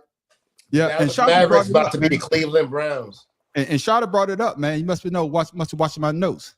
The Dallas Mavericks All-Star Kyrie Irving has suffered a season-ending torn ACL in his left knee, sources telling ESPN. Our Shams Charania breaking the story. Irving appeared in 50 of the Mavs' 62 games so far. He's currently the only player in the NBA averaging at least 20 points, 40% from three, and 90% from the free throw line. So Shasta, you brought it up. So let me ask you this. Are the Dallas Mavericks cursed after the season injury to Kyrie Irving? Because they lost Anthony Davis, then they lost, I think his name was Gary. Was it another player had got hurt, and now Kyrie. So are they cursed after this trade? Now everybody's saying that Luka got it at the right damn time. He probably got hurt too. So are the Mavericks cursed? Wow. I think Luka got inside information, yo. Because son, What? I know. son, Son, how do you leave right when Anthony Davis get there and it's like the ankle taker go down for the season? Like, yo, that's worse than when daggone Dallas won the championship and then they were non-existent. Like, this is terrible. This is terrible. This is terrible. So are they cursed on Farrell? I mean, It's then Mark terrible. Cuban sold the team. It seems like as soon as Mark Cuban sold the team, them motherfuckers. No, you know what's cursed is the owner of the Mavericks. That's who cursed the team. Nah, the whole team cursed, dog. No, you're not understanding. The Mavericks, she wants to get a casino. She They can't ain't get even a no more casino. horses in Texas. The new owner. The new owner, yeah. Yeah, the new owner. So she cursed the team. I mean, I just think that's the curse of the new owner. I won't say the players, but then again, you gotta look at the age of Anthony Davis. We already knew he was going to go down sometime. We were just, like, you know what I'm saying? It's just a time when he goes out. But Kyrie, I say he had the the team he had to the Seattle Supersonics. I'm just saying, but Kyrie's a little older now. I'm not saying he's doing injury. I'm just saying he's older and he's very explosive with his moves. Like we talking about Derrick Rose. So I don't know the other player. But I would say it's the owner that has cursed the Dallas Mavericks, and the fans are reaping this move by her trading Luka to get Davis. And I just think she's doing this on purpose or whatever's happening. Yeah, and I'm coming to you, Matt Professor, because we looked at it on paper. We looked at it on paper. I thought the Mavs had the better of the trade, especially that first game. Yeah, we all did. Yeah, before Anthony Davis got hurt. Yeah. Because you got somebody that can defense, protect the rim. We all You got Kyrie Irving that could put that ball like on a string the way that he handled it. And then I forgot the other player that got hurt. But now, damn, it seemed like less than 3-4 months. Your top players, the player you got at the trade, the top player that can score anywhere on the damn basketball court, and the other guy is hurt. And now you may be going from being in the playoff to probably being in the goddamn what's the shit with the balls dropping? The lottery. All I'm saying the is problem. No, I got to get Matt Professor. Hold your thought there, Shawty. Go ahead, Matt Professor. I think a lot of the problem is the trade for Anthony Davis hasn't worked out for them except for one half of basketball. Yes. And the fact that Kyrie was still the only option on offense. And he was pressing himself to help to make the team succeed. The owners cursed the owners and the GMs cursed the franchise because they haven't done a damn thing to help Irving when they got rid of his Robin. So it was bound to happen, to be honest with you. No, Luka is Robin. Y'all remember the movie Major League? Yeah. Remember when the owner, she wanted to move him, right? And she was fucking the team up. This is what's going on with the Mavericks. I got you. Except for they're not going to be able to salvage this season though. I got you, Shasta. Go ahead and get it out so we get Tim Dog with the final thoughts. Go ahead, Shasta. Listen, the Mavericks. We knew the Mavericks were over when they started getting rid of their core bench, because their core bench is what carried the Dallas Mavericks. Even when Dirk Nowitzki went to the championship, it was their core bench, their ability to come off the bench and not lose anything in scoring, whether you call it lucky or not. You just went out and bought daggone a lemon in Anthony Davis. This dude is like, it's like your first child getting a car, and it's like, okay, it's shiny and new, and it was great, but after about a month, that lemon gotta go. We're gonna go ahead and light that joint on fire. I got you. Tim Dog, your thoughts, man? The Mavericks curse. I wouldn't say they're cursed. They just had some bad luck, but the Washington Wizards are cursed. He said bad luck. Lord have mercy. I would say. No, I'm saying the Washington Wizards are cursed. I got you. Yeah, only thing I say about the Washington, they got cursed as soon as they changed the name. I understand that Bullets. They don't want to say the Washington Bullets, but as soon as they went to the Wizards, like they ain't got no damn magic. Shit. When you why y'all taking shots at another team? God damn. When you ball, damn. We can't say Bullets anymore. So can I say this? I don't think that the Mavericks are cursed, but it seems as though that Anthony Davis, whenever he's playing great, broken. No, whenever he's playing great, it seems that the injury bug be like, oh, he played great too soon. Oh, wait a minute, how many minutes he done played? I'm broken. From being out there in New Orleans. He's broken. What's funny is in New Orleans, he didn't get a whole bunch of injuries. Exactly. That's what I'm saying. He didn't get a whole bunch of injuries at all. Yeah, but it's because his eyebrows touch. Don't do that. Don't. Yeah, maybe because his eyebrows. But I'm gonna say about the Mavericks is that the Mavericks, I thought that they probably could have go deep in the West with Anthony Davis and Kyrie. I forgot the other guard. But you brought up a good point though, Shata. You only gonna go as far as your bench, because usually they shrink the bench. Correct. I believe 6 or 7 players. Correct. If you got a decent, and that's why, Matt Professor, I hate to co-sign this with you, That is why LeBron James is never going to be considered the GOAT because of that championship against the Dallas Mavericks. There was no way that they supposed to lose to the Dallas Mavericks. The devil is a lie. I'm telling you, there's no way. I don't care what you say. You just right now. You need to go ahead. I'm like Joe. I was actually gonna say the city of Dallas is cursed. Being blasphemy on here. You are devil is a lie. The Texas Rangers can't do shit. The Dallas. What's the hockey team? The Stars. The Stars. They can't do shit. They fucking suck. Yeah. Texans. Only thing I'm gonna say this to you, Shota, is this: a team with LeBron James, D Wade, LeBron James in his prime, D Wade in his prime, Chris Bosh in his prime, not supposed to lose to Dirt and Whiskey. Never. Goddamn Jason Terry and goddamn Jason Kidd. I don't give a fuck how especially you stack that bench. Especially with the bench Miami had. You can rant all you want. It don't change the price of tea and the tariffs going up. It don't matter. He's the GOAT. Move on. Get over it. Tom Brady is the GOAT. Get over it. You see, I could tell you, and maybe I need to say it in Jamaican. What I say was that is why some people don't consider That's him. why some people go. That's what I said, right? Oh, and Tim Dog. Yeah, I'm with you, man, Street, because the Texans are in Houston, not Dallas. Yeah. And that's what I'm saying. Yeah, I agree. And because but that was once again the conspiracy that I said was they wanted to give Dirk Nowitzki his flowers. The Astros are in Houston, the Texans and are you can in see Dallas. It was a breakdown over the whole like the last. Rangers. Yeah, I correct myself. The Rangers are in Dallas. With you. Well, Tim Dog, will you shut up when people talk? This week, man, for us to talk about. We don't have no. Let's pick them.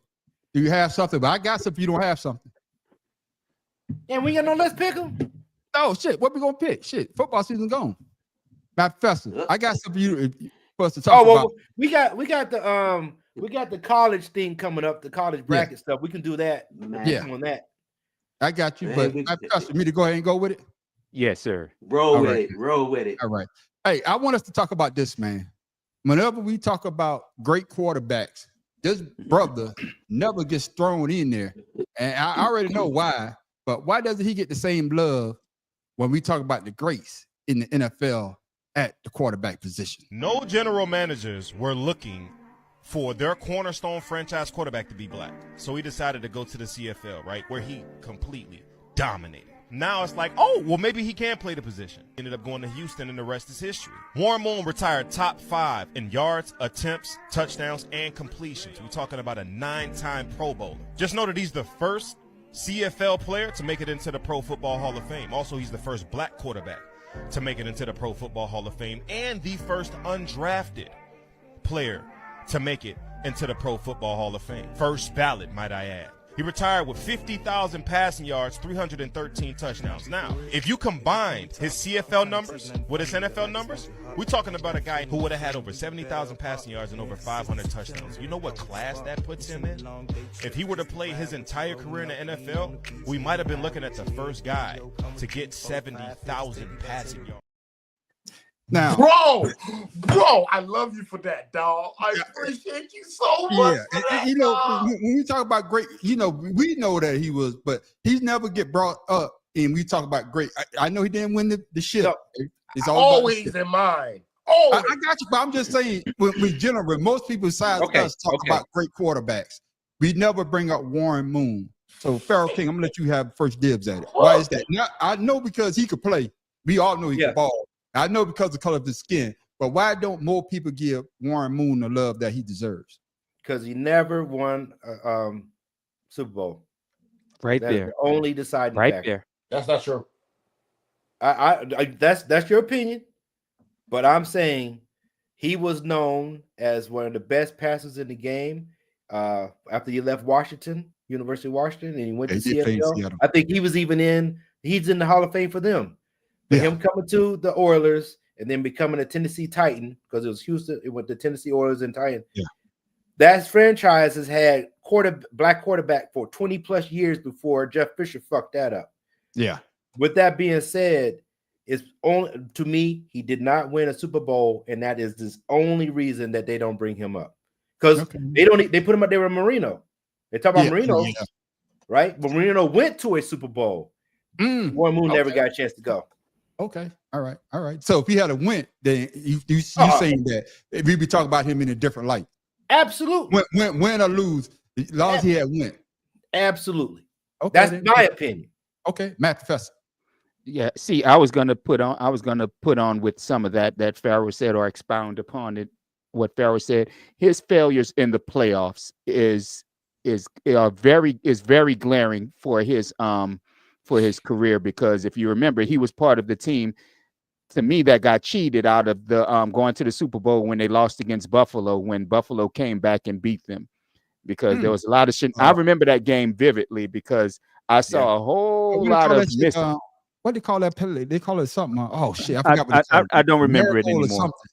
Yeah, I don't remember it Miracle anymore. in the Meadowlands or some shit, ain't it? Well, no, it happened. No, the game happened in Tennessee. In Tennessee, okay. Yeah. The music miracle. Music City Miracle. Yeah, and because there was a whole lot of shenanigans to get Buffalo to their consecutive Super Bowl appearances. That was the last one, wasn't it? I think it was, if I remember right. Yeah. And they should, I mean, there was a whole lot of miss officiating calls, a lot of poor officiating in that game. And I think if Warren Moon, like Pharaoh said, had won that game and gotten to the Super Bowl, it would look differently on his career. That and the fact that he went to 7 teams, not 5 to 7 different teams. And that's when you're jumping teams like that, that's always a stain on your career, no matter how great you are. Yeah, Matt, because the only thing I'm gonna correct you on, the Music City Miracle, it was the Tennessee Titans. That's their game. Yeah, that's what I said. It was in Tennessee. They were in Tennessee when that game happened, but they were still called. They were still the Oilers at this point. Tennessee. No, I'm looking at it right here. There was the Titans. That McNair was the quarterback. That's the. Well, but it was a game. Play. It was a game with Warren Moon in Tennessee. I know you're talking about. I think, like I said, I think they were still the Oilers at that time.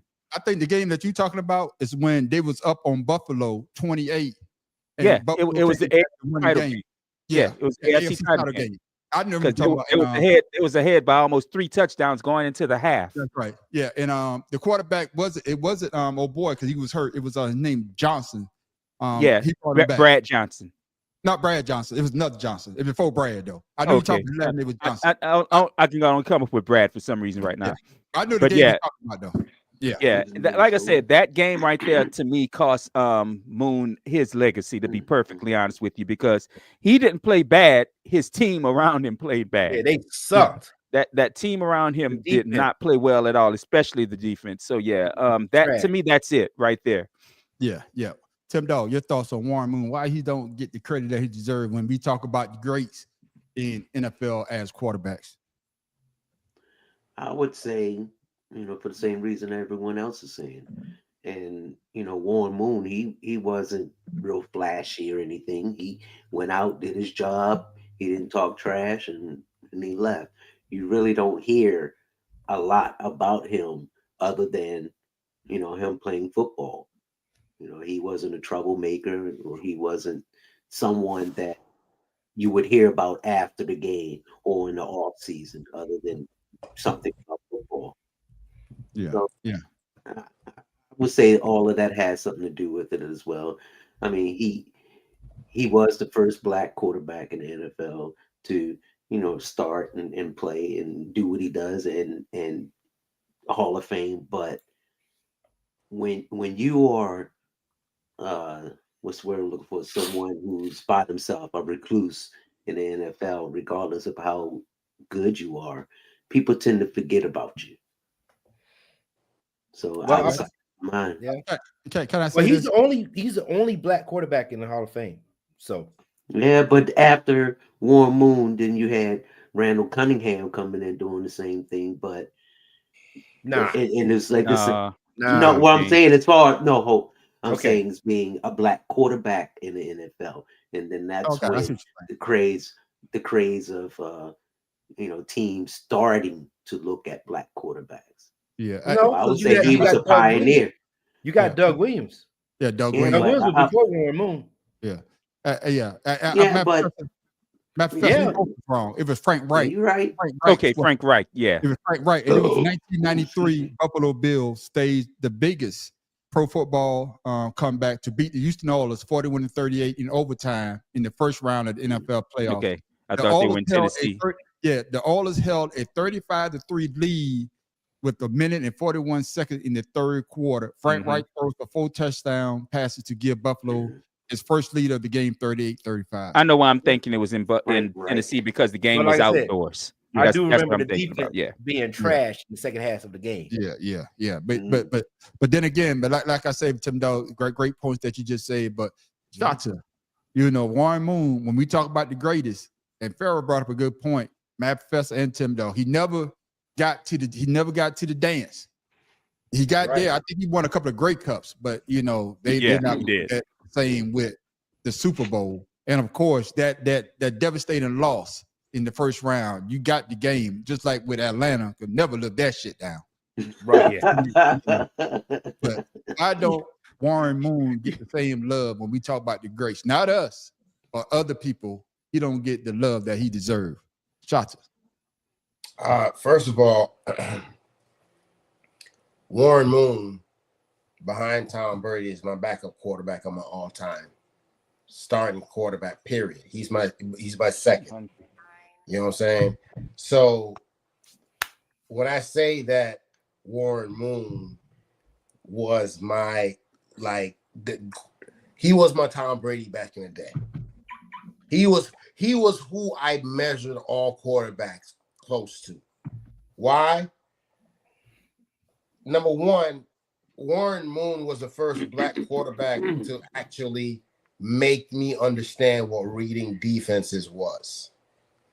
He's the first black quarterback when I was playing Pop Warner football and all that type of stuff, where I could watch him and slow his tape down and I could actually understand what he's reading. When he runs, he was just, it was almost, he was Tom Brady before Tom Brady without all the daggone parts that Tom Brady had to win all the Super Bowls. Period.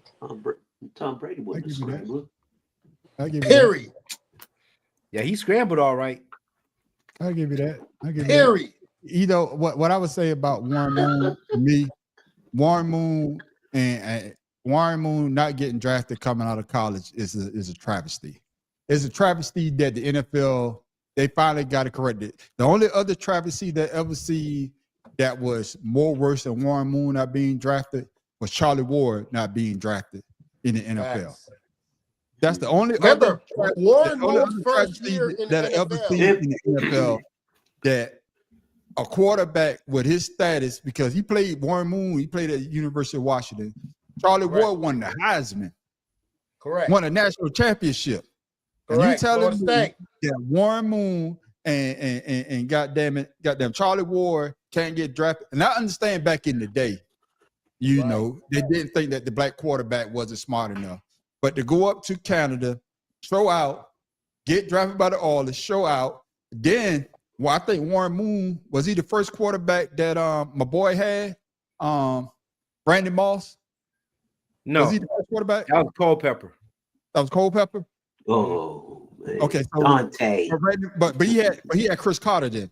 Yes. Yeah, Chris Carter. So that just tells you. And then he had a long longevity in the NFL, but we never give him the same credit. Even though Dan Marino never went but the one, but we give him all the shine. But can you? Damn, I never thought of that point that you brought up. At least he went to the ship. Warren Moon never had a chance to go to the ship. What you gotta also understand. Damn, Moon played 22 years. God damn. Because he played most of the time in Canada. Yeah. He got you 5 also break gotta ups. remember about Warren Moon when he stacks up against the greats, as far as everybody loves to give Dan Marino love because of what he did in Miami and this, that, and the other. Yeah. You gotta understand, Warren Moon threw for 3,000 yards in his daggone rookie year. Yeah. No, but see, That's fucking me up. I can't agree with that because God damn, you got jerseys all over the place. I can't agree with that because Warren Moon was a seasoned veteran by the time he got to the NFL, even though he considered it rookie. Yeah. Like Nigga, I don't give a damn when he got there. It wasn't a rookie. Listen, man, you got to put history. You got to put history. You can't say a person who drives one car, goes to another country and drives a car and It's say apples they and brand new oranges. there. You talk about professional football. You talk about It's still CFL. professional. Canadian Football League is professional football. There's many people out there who and consider the CFL damn near like college. And truth be told, It doesn't matter. It's CFL still been they around still longer get than the paid. NFL. Come on, man. You It's just okay. So are you saying that the NHL that's in Canada is different than the NHL that's here in America? Yes. No, the fuck it ain't. No. Not even around the world. No. I would say this: the CFL been around longer than the NFL. Yes. The CFL is older than the NFL.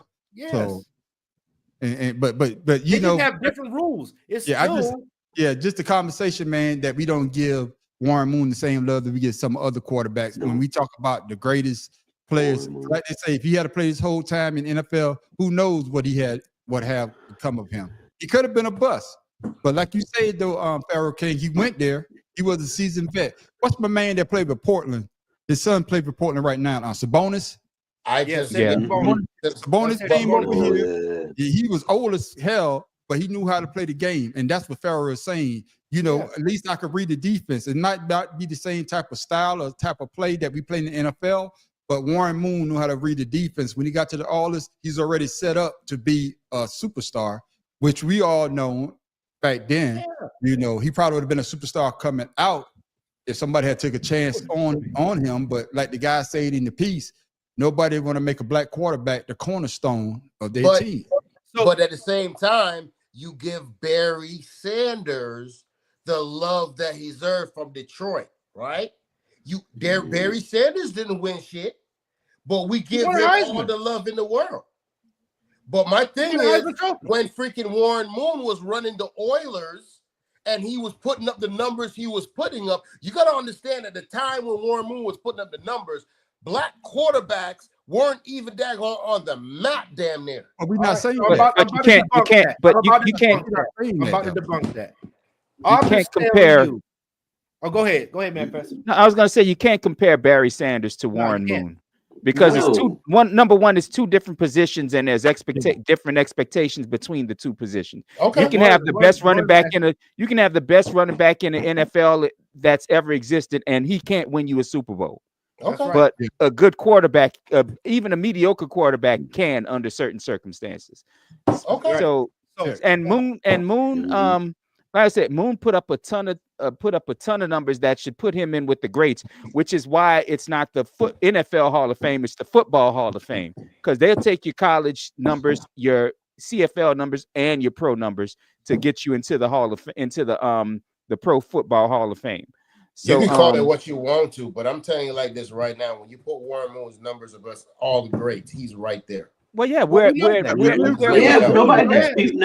not disagreeing with you, but I'm telling you, his path to the CFL is the reason we appreciate what the man is coming into the NFL, because the NFL would never gave him that. In a lot of ways, gave him.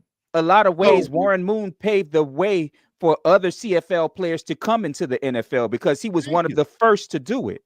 Yeah, that's right. And that's just and like they accepted him with open arms. Right. Yeah, just like my man from they call him the greatest quarterback Buffalo ever had except for Josh Allen came along. What's my man? Jim Kelly. Jim Kelly. Jim Kelly came from Miami though. No, but Jim Kelly actually had to go to what? What's the shit? The CFL. It was the Trump team. Oh, USFL. Yeah. USFL. Yeah. Well, you can say the same thing about Kurt Warner in arena football. Mississippi Valley. You can say the same thing about Demarius going to Troy. It doesn't matter. In fact, the matter still remains for the time that he was playing. What the fuck are you talking about? See, now you talking about college. We talking about professional football team. USFL ain't got shit to do with Troy. What are you talking about? I think he's bringing up the fact that some people put in their work like Warren Moon put in their work in other leagues and then came to the NFL. At least that's what I hope he's getting at. I think I understand that. He talking about a horse. He said Troy. Yeah, you lost me on that. So yeah, I tried, Shada. You lost me. What are you talking about? Go ahead. Maybe I'll Man, understand. what? Get a better understanding. You said the turtle came into the store. Oh Lord. Oh man. Let's move on. I was just referring to the point, to the fact of the matter. Y'all was bringing out the point that other people daggone went to all these other places. When I'm just letting you know that Warren Moon is the prototype for all the black quarterbacks. That's all I'm saying. We know that. I would say that was then just to be able to come into the league and be recognized. But today, the prototypical black quarterback comes after. What's the difference between then and now? I was gonna say that we have now is going to be then in the future as well. What's the difference? Holy shit. Because I was gonna say like he was. Let me get in there. Before we close, I was gonna say Warren Moon was a prototype for a non-mobile quarterback because he was not mobile at all. I don't, even when he was young, he was didn't mobile run. when he needed to be, which is why I said he was the daggone prototype for black quarterbacks.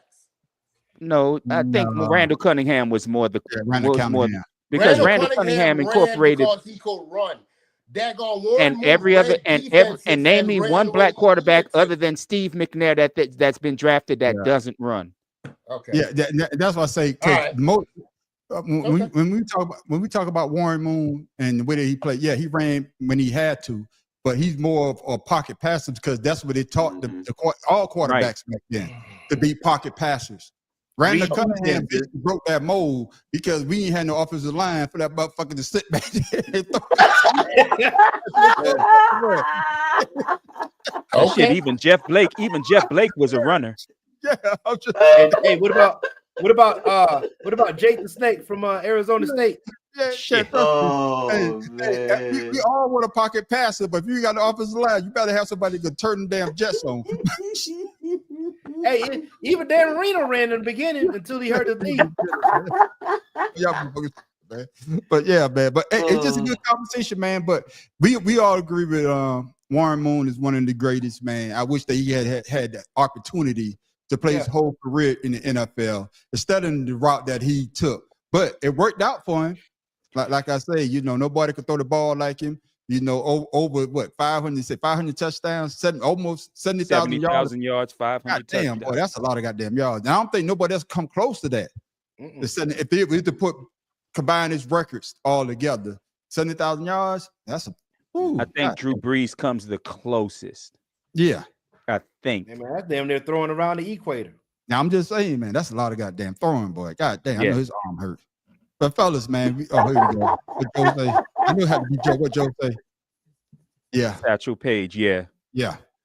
42, yeah. Played another 17 years. God damn. And that's the only reason he did he was 42 coming in was because of Robinson. Paved the way for him. But again, 100-mile-an-hour throwers wasn't a big thing was a big thing back then, rather. Right. Well, y'all brought it up a little bit earlier, but Matt Professor, you know it's about my boy. Did you see that?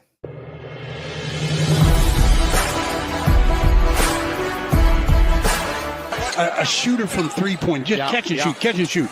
He has really improved in his decision-making on the offensive end. He has 26 20-point games this year. LeBron, open three! Got it! 22 seasons, 40 years of age. LeBron James, 50,002 points. And he's not done. That's the good part about it all. 50,000 points, that's everything playoff as well. So I'm not coming to you first, Matt Professor. I already know what you're going to say. Shout out 50,000 points. What your thoughts on that? I don't give a shit. Man, why you mad? Because the nigga is running the game, so I'm done with that shit. I'm done. I'm not piling on with this bullshit with LeBron James playing at 40, 50 years old. There's a point in your life where you need to sit your ass down, and the nigga need to sit his ass down. Period. Why? Because he's not playing good? Is that why he should sit down? No, because the fact of the matter is... You say you done talking? Move on. Tim Dog, what's your thoughts on it? Hey, I say that's a phenomenal feat.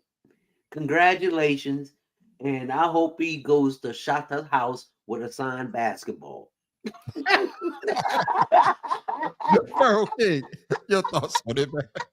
Hey man, listen. If you playing 22 seasons and you're able to play the game at the level that he's playing, you're supposed to get these points if you're supposed to be an all-star and a pro and everything. So to me, for him to get those points, it's not so much that he got the points, it's so much that he's able to be on the court to get the points. That's just how I look at it. All right, So, man. Yep. And of course, Longevity. Matt Professor. You coming to me now? Okay. I'm gonna amen what Shada said, and I don't give a fuck, because if you're stat padding the way this man does, he should have had 70,000 points. So I don't give a damn what he's doing. I mean, yes, it's a phenomenal thing he's doing, yeah. But on the same play you just showed, he olayed Zion. So I mean, he's only playing one side of the court. I don't give a damn about that. Only reason I'm gonna push back is this, man. I'm gonna push back on this, man. It's the fact that he's able to still do it. He's averaging like he brought up a good point, Tim Dahl. He's averaging, I believe, 26 points a game. And you couldn't do that at 20. Somebody that I never. I already said that, but I ain't 6'9", 70 pounds either. Somebody I never thought would give LeBron James the credit was Paul Pierce. Paul Pierce says that and he say I'm a 10-time all NBA All Pro. I'm a 10-time. I'm one of the 75th greatest players. That they say that he say that even my best years, LeBron James is averaging more points than I ever did my best years. And I was like, damn. And that's somebody that really didn't care for LeBron. For him to say that, it shows that LeBron, the longevity. And Matt Professor, you just made a great point. For somebody that's not considered an elite scorer, I think that what makes it more impressive. If he put up the numbers or put up the stats, the shots that let's say a Jordan or a Kobe, yeah, he probably would have had 70,000 points. But for a person to be a pass first player, I think that what makes it even more. Even though really say that. No, I'm being for real. Even though 22 years is a long time, but for me, if I'm able to play at an elite level for 22 years, hey, I might play 25 years. Shit, I don't know, but that's just my thoughts. You know what I'm saying? But well, like I said, it's if I could do it, I would. Fuck it. Mm-hmm. Hell yeah, they would too. Hating ass. Yeah, it is what it is. But, man, but fellas, let's go to in case you missed. If you could have sex for 3 days, you know damn well you would do it. But your ass can't do it for 3 minutes. I'm gonna let you talk about it. You want us to play this in case you miss it.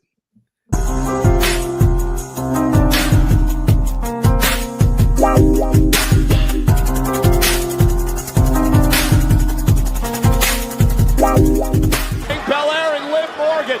And Liv Morgan just using Belaire's hair to try to hang on for dear life. And this could turn ugly for both women. Oh, no!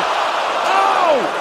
Liv Morgan just got whipped by Belaire, and she's hanging on now. Matt Professor. Bro, wrestling is as fake as it come, but that fucking hit is so goddamn real. I was watching that shit live and almost passed the fuck out for that woman. That shit hurt my soul. Hey man, she sounded like a slave master whipping the damn slave right there. God damn. Hey man, WWE female wrestling is just OnlyFans. That's all the shit it is. Hell yeah. Hell yeah. George said It's that's just a bunch of women in shape, oiled up, with clothes covering just enough to say they're not naked. Yeah, smacking that ass and smacking people, doing BDSM. No, she hit her square on the back. Yeah. That girl was opened up on because the braid wrapped around her back into her stomach. That opened up a big ass wound on that really girl. Watched the shit out of that, didn't you? Hey, I sure the hell did. Women wrestling? Shit. You should look up pictures of Jade Cargill. But that's straight Django. Yeah, that's like, bro. When I heard that shit, I'm like, oh my god, damn. She getting it back to the ancestors. Yeah. Like, who wrestles with a bullwhip? I just need to know. That was no bullwhip. That's that was a weave whip. No, that was a weave whip. As long as the bullwhip, though. But actually, half of that is her actual hair. Yeah, It's crazy. Yeah, unbelievable. But like I say, man, for me growing up, man, you could tell us wrestling wasn't real. Right. My grandfather, bless his soul, my granddaddy Bob. You never call him granddaddy. You call him Bob. Bob. Yeah. Man, if you get your ass in front of that TV when NWA wrestling's coming on, Yeah, you gotta get your ass whipped. You gotta get your ass from in front of that goddamn TV. Hey, Shaka, was it like that? Y'all watch wrestling like that in Jamaica, man? I know for us, man. Wrestling.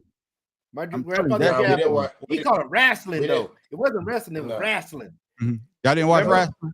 It was wrestling, Okay. and they had the Yeah, it was man. in Alabama. Remember when they had the chairs and they was always Right. in a warehouse and some bullshit? I'm telling you, Right, man. I yeah. went to I went to Oh, yeah, WWE. I went to AEW. WWE. So I went to a WWE rather, yeah. Wrestling with my grandson here. They came to Augusta, man. I had a good time too. Even though I knew it was fake, I still enjoyed it. And that's one thing. I used to love wrestling before my mother passed, and I'm not gonna choke up, but that was our thing. Every Monday night, I had to call her up, and we used to talk about wrestling, even though the shit was fake. Yeah. You saw what Jake Snake did tonight, and we just have a good conversation, man. And you know, matter of fact, you brought up, I'm glad you said that because it bring up memories of my childhood, watching it with my grandfather, watching it with my mother, trying to move on your friends. And trust me, ladies and gentlemen, the figure four is a real move. Don't do it. Oh, yeah. That shit hurt, boy. It hurt. Hell It yeah. hurt. It hurt for real. That's if you can get your leg around, but that shit hurt. Listen, first of all, okay. Yes, I watched. Chicken wing. When I watched wrestling, I did watch wrestling when I came to America in 1984, and I'm a big Sting fan. I'm a big what's old boy Bret the Hitman Hart fan. I was an Ultimate Warrior dude. Me too. You know what I'm saying? I was a Coco Beware fan.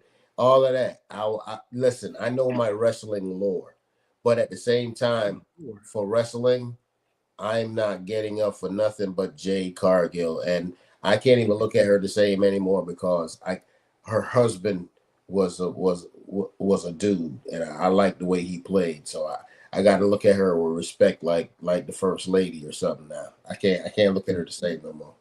Yeah, but wrestling though, wrestling or rapping, whatever you want to call it, man. I mean, that's just a cornerstone, especially used to get the magazines. I remember getting the magazines. Yeah, I remember those magazines. Yeah, magazine, you know, even though WWE took the Band-Aid off and let everybody know that it's for entertainment. Right. Yeah, pretty much. But they only did that. They only did that because of federal law, where athletes, because of the sport, athletes would have to be tested for steroids, and they didn't want that. Yeah, that's right. Sports entertainment. But go in there, Matt, because I enjoy that. But ladies and gentlemen, it's that time. Oh, everybody's waiting on it. We're sport of the week. Oh, we done gave you some good ones. We done gave you toe wrestling. We gave you face wrestling. Oh, we gave you underwater hockey. We gave you extreme ironing. We gave you the beer mile. God damn. How about the ferret fight? Put it down your pants. No, down your pants. Let's not talk about that whenever again. Damn, I forgot about that. Exactly. We gave you the cleaning of the nose. No shit.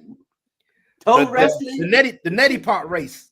Yeah, the neti pot race. Yeah, we gave you that. Ladies and gentlemen, at that time, like I say, you know, I was stationed in Kentucky for 6 years, and I never went through the goddamn Kentucky Derby. But if they had had this, if they had had this, I would have gone.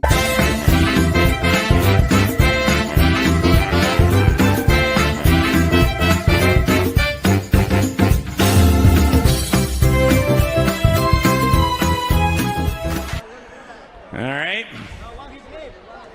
Doug. And did he go? And Agith came out. Uh-oh. John Legend unseated Doug Frank. And look at Nicole and Taylor Swiftlegs dominating. Who needs Taylor Swift singing when we have Taylor Swiftlegs running? Taylor Swiftlegs and Nicole Distier, the Don't Lay an Egg Dash champions.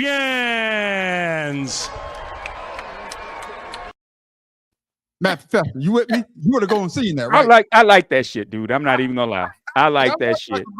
Yes. I'm not even gonna lie. when they televise ostrich races, the rare time they do in the middle of the fucking night, I do catch that shit. I'm not even up front.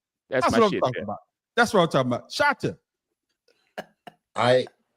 It was when it started, it was intriguing because I wasn't sure what I was looking at because I was expecting horses, but because I was just sitting here like I can't believe what he's gonna pull up this week, and I'm like, okay, this dude is actually gonna show some horses. They about to do some bouncing from side to side, jockeys or something.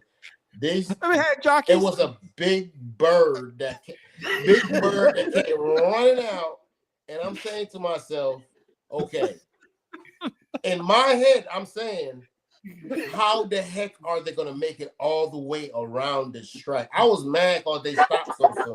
Wow. Ostriches aren't made to carry passengers. If it was the whole track, then I'll be straight. But the fact of the matter is, they got to go ahead and corral the daggone big ostrich. Hey, listen. Have y'all ever watched Aziz Badr on YouTube? How they cook a big ostrich outside with a big pan? I saw that. That's crazy. Yeah, it's crazy. Listen, I was looking at it the other day, and I was like, "Oh, you put some curry and some jerk on that, and let that." That jerk got hungry real quick, didn't it? Yeah. Look at Joy. Is the trick getting the men to stay on the birds? The trick is getting the birds to not turn around and bite the living piss out their asses. Yeah. Okay, what you thought of that, man? You were going to see that, right? Yeah, I know that was a bit of surprise to see some goddamn ostriches pop out of there with some people. I was shocked. That was a surprise. But I will say, I'm with Shada. I was like, how the fuck are they gonna go around this whole track? Hold on, the first person didn't even make 2 steps. Know what I mean? Dude, he was off the side. He saw how fast the bird got when he jumped the ball. Like, hey, get off me. But ostriches are not made to carry passengers. That's right. Hey, they need to take that daggone. They found out to take that mechanical bull. That mechanical bull out of the fairs and let people try to ride an ostrich. I want to know who was the first person to realize an ostrich could let somebody ride on its back for a little while. Overseas. Yeah, they do that. I know. That's what I'm saying. I want to see that. I want to see how that works race out. Barefoot, no helmet. Listen. They be on them horses fighting. I mean, not horses. On them ostriches fighting. Hey, listen. Hey, man. This has been in the works. You see, ostriches come out of horse thing. So this has been in the works since really, Flintstone came Joy. on the scene. What Joy say? Really, Joy? I would prefer watching the chase. So basically, she wanted to see the jungle. What is it? Who gonna get caught by the running up the ostrich? Yeah, she wanted to see a Jumanji scene. Yo, Who gonna get caught? Hey, that'll be pretty ugly, though. I promise you that. Oh shit! What you got, Tim Dog? What you got, Tim Dog? I was like, I looked and I was like, oh, what the hell was on the back of them ostriches? Monkeys? Hey, look. I want them to take when one fell off. Yeah. Hey, one fell off. I thought, hold on. I said one fell off. I was like, oh, it must be a dummy because it didn't move. And then I looked again. Listen. I was like, no, they got to be monkeys. Take that Bear Grylls stuff off of there and have the ostrich chase Cam Newton. That's good TV right there. Oh shit!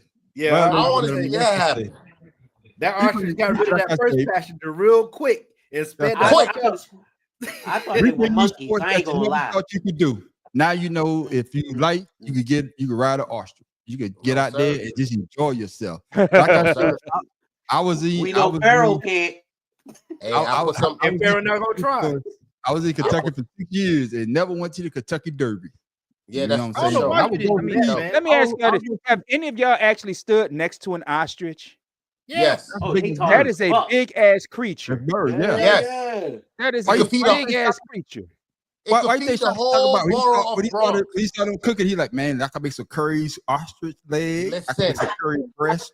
And just how he was rubbing his hand like, shit. Look at that bird. I've always wanted to try ostrich meat my damn self. Hey, listen, you get some pimentos and you go ahead and season that thing right, and you make it brine overnight, and then you put it in the pan.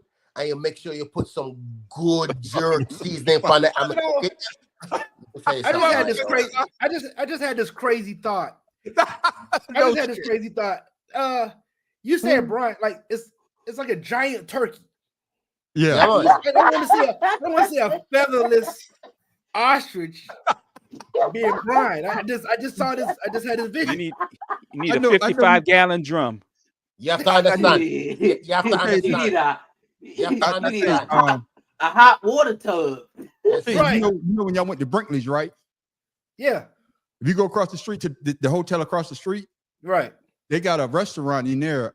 They got a restaurant. I think it's on the first floor. It's on the first floor upstairs. But they sell kangaroo. No, sir. What kind of what is that? That's what the Aborigines eat. That's why you think they made Aborigines on this damn panel. Yeah, I'm just saying. I eat no kangaroo, but I'm just saying if you want something exotic, because they had it on the menu and one of the they only eat the tail though. No. One of the guys we went, he said, give me that roux. He got that roux. He was like, I don't want no more of that roux because that roux don't taste right. God never make everything to eat. You know, to eat everything. No. No, sir, no. See, that's like some of these people down here that eat raccoon. Don't you ever tell me you eating raccoon. Raccoon and gator and snake and all. No, I will eat gator. No, alligator is good. No, before we move on, I ever tell you the first time I met my brother Israel? Yeah, you told me. I think you gotta tell them though. Well, I'm gonna tell y'all, man. You know, I got stories for days, man. You know, I ever tell y'all a story with my mother. Miss My Kim mother said died, you can't tell no more stories. I'm gonna tell this one. When my mother died, when my sister died, my wife and my uncle Robert, bless his soul, we was at a family reunion, getting together, we was talking, and come to find out they was talking that Charles got to have more sisters and brothers out there. So they went and found my sisters and brothers, even though I grew up with my sister, you already know that. Yeah. But the first time I met my brother, though, we rolled up. Kim was like, "That's your brother right there." I said, "Who?" This motherfucker was coming out the damn woods, coon hunting. That motherfucker like he came straight out of Roots. I mean, that motherfucker was sweating. He had no shirt on. His goddamn pants was falling off his ass. I looked at that kid. I said, "Hey, damn brother." All I hear was, hey, Bo. But yeah, that's what I'm saying about the coon. We turned the fuck around. Yeah. Hey, did you tell me? Did you tell me he had the raccoons in his hand? Yeah, he was cleaning the coon. We'd have turned right around. Nope. No, even in Jamaica, we have some kind of rules. I'm telling you, man, I love you to death. The wide receiver that plays for the Panthers, Leggett. Yeah. Leggett. That is my sister husband nephew. Oh, huh? Yeah, it's like 3 generations there. My sister, her husband, this is my brother-in-law. His brother, that's his son that plays for the Panthers. Yeah, nothing than a man on the street. Yeah. Is that Ernestine? You talking about Ernestine? Ernestine, yeah. Yeah, but oh my God, that's an old ass country name there. God, Ernestine. Don't hate on my sister, man. That's Ernestine, man. Damn. Hey, you should have said something else. Call her by her middle name. Bruh. Ernestine, love you, beautiful sister, my black queen. I was trying to ignore it. What's up, Ernestine? Tell me why you mad.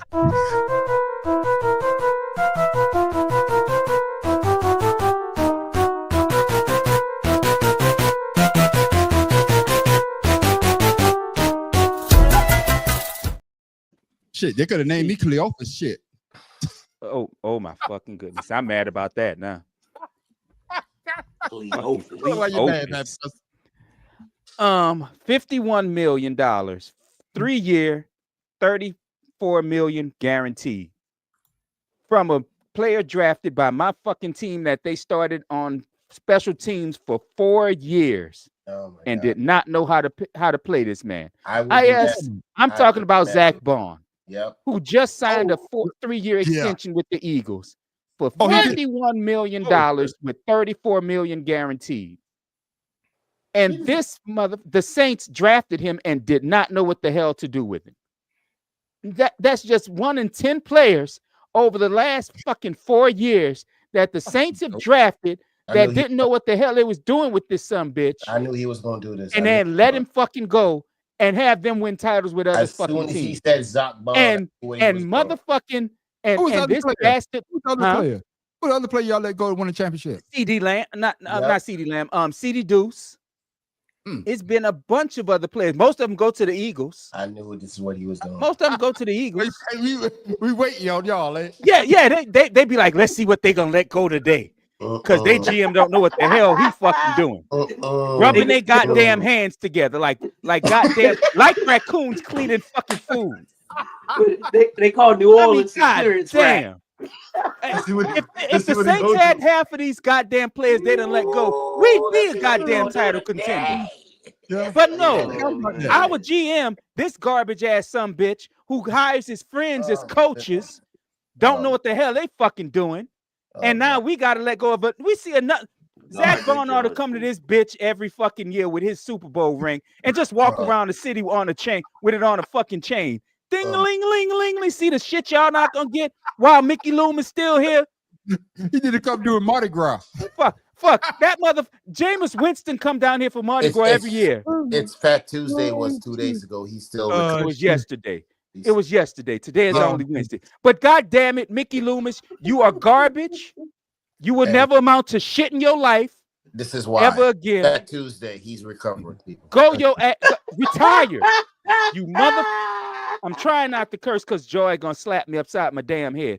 But this son of a bitch here, he's be off. All the failures of this fucking team have been linked to this sorry ass man that's GM. All the failures of this fucking team. We don't even have our Hall of Fame coach no goddamn more. Maybe I need to stop worshiping the dead. Maybe that's the start. Or maybe you should start playing in the cemetery. Shit. No, goddamn it. When I did that, we won. Okay. We won. Maybe you go back and play in the cemetery. I don't know. That Mad Professor telling us why you mad, ladies and gentlemen. Another great episode of Mad Professor tell you why you mad. He really mad too. Shit. Too late, bro. Too late, bro. Hey, between you and that damn man on the street with y'all his 70 boy, and your Saints, they ain't gonna ever get no love, boy. I promise you. Y'all need the man on the street. That should have been your. That should have been your. Tell me why you mad, son. Yeah. No. That's Mad Professor. Tell us why you mad. Mad Professor, thank you for telling you why you mad. Mad Professor. Pharaoh, you got your question already typed out? Yeah, I'm ready. All right, you ready there? Ladies and gentlemen, it's time for Pharaoh King. Oh my God.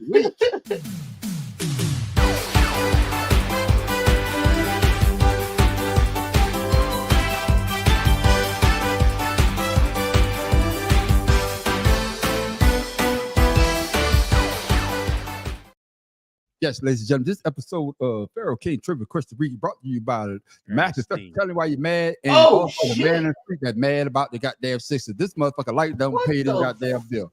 You know, if I didn't pay my bill, you wouldn't have seen my ass, nigga. We only see the shirt. You only see the shirt. Yeah, so Pharaoh but King, I have electricity. Did this dude just turn into one of the daggone dudes from Scooby Doo right on screen? Wow. This is for basketball season. Okay. It's a basketball question. All right, here it is, ladies and gentlemen. Two players in NBA history has won the scoring title with multiple franchise. Wilt Chamberlain and whom? Ooh, shit. Two players in NBA history have won the scoring title with. Joy, you wrong for that. You got the crap again. You wrong for that. Damn, Tim Dog. God damn, Tim Dog. What a question. This question right there. Two players in NBA history have won a scoring title with multiple franchises. Wilt Chamberlain and whom? Lou Alcindor. Oh, yeah, Lou Alcindor. Who? That's right. Lou Alcindor. Kareem Abdul-Jabbar. Yeah. Oh, I'm not gonna argue with that shit. But I think when he won it, he was Lou Alcindor. Oh. Hey! No, that's Joe. That's Joe, brother. Oh. God damn, this nigga. Get me up. Wait, I'll tell you what. Oh, shit. This Negro here. Joe's using That's a good guess. Oh, hold on. Let me put this up again. Two players in here, one is scoring. I was gonna say Shaq. Joe's He never won cheating. the scoring title. Or Charles Hey, Barkley. No, What?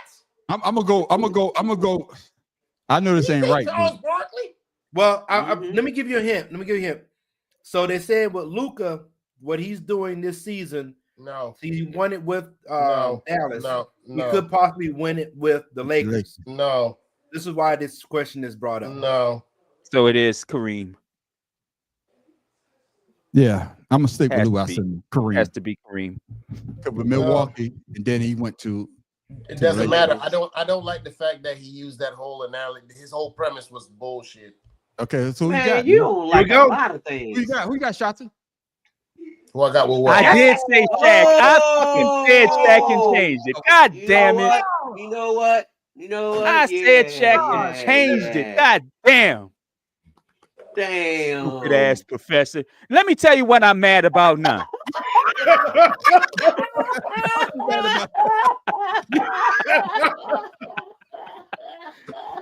I forgot about Shaq, man. I forgot he won one in Orlando. I Oh, forgot he won one in Orlando. The year before they got Penny, if I remember right. Ah, damn it. And that's an easy one too. But Yeah, we it forgot was. the team right. We thinking Lakers though. well, Yeah. Lou Alcindor did have it with the Bucks, but he didn't. But he win never anything. won one with the He Lakers. never won That's one with right. Los Angeles. With the Lakers, okay. For the scoring title. He wasn't a primary. scoring He title. wasn't a primary scorer in LA. No. Yeah, that's true. Oh, my Before we go to Tim Dahl though, y'all find that crazy though when the Lakers back then, I think they had just won the championship, right? They had Kareem, they got Magic, won the championship in what? James 1980, Worthy. right? No, that's what I'm saying. And James Worthy was the number one pick, Right. and the Lakers had the number one pick, and they picked James Worthy that year. Yep. And that's why I think they came up with the lottery. Yeah, I always thought that was kind of strange. I know Me they too. got- Me too. how the Lakers coming off a championship Always get the getting number one pick. always getting preferential treatment. Facts. I'm just saying, maybe I know it was a money thing back then, but that just It's the money I thing always now. thought that was kind of odd because the Lakers won the championship, And they got 1980. that. And they got that pick. They won in '80, the rookie year, and I think they won in '83. No, But didn't they Sixers get that won in pick from 83. somebody? Might have been no. The Sixers I won think in they got 83. that though. pick from somebody. Yeah, no, don't try to overtalk me about my Sixers winning the championship in '83. Yeah, shit, that's the only joy I got. Shit. I'm trying to soothe you. I'm trying to soothe what's happened to you. 83 was a long fucking time ago. Exactly. Hey, my That's why- sister, That was that- 42 that's- years was now. just born. Yeah, She I was was just born 13 that years year. old. You know what I'm saying? And Tim I Dahl, came to, Tim Dahl I was came to 13 years America in the the Army. year after that. I was Say 10. what? That's Shit. true. Huh? Tim Dahl was 13 years in the Army. That motherfucker retired. Damn, them dog. Shaka God. was a he was still in Damn. Jamaica. He ain't even to the You US know what? yet. I'm apologize. Sorry, when I'm was he born? apologize to Tim for that kidney shot because everybody taking shots at his ass now. I feel That's No, all that's his right. fault. That's all His right. right feel going bad out, for him now. he's catching Even crabs. Joy took a shot at him. And then what's Man, really messed up is his boy Juan not here to take his back to take up for his That's back. all right. That's all right. Tim so old. He celebrate RFK Jr. being Don't do that. he wasn't Don't. taking shots back then. Shit, there was no. Damn. He was like, fuck Oh it. God. I mean, it took a while to get there, but damn. Yeah, Tim Dahl like fuck it. But he hear RFK Jr. He like that's my boy. Shit, I gotta take no more shots. Shit, I never took one before. Shit. God damn. But ladies and gentlemen, man, good terrible. conversation. Tim Dahl, sometimes, ladies and gentlemen, before we go, we like to give you something funny, something to think about. Better yet, where the fuck Tim Dahl get that from?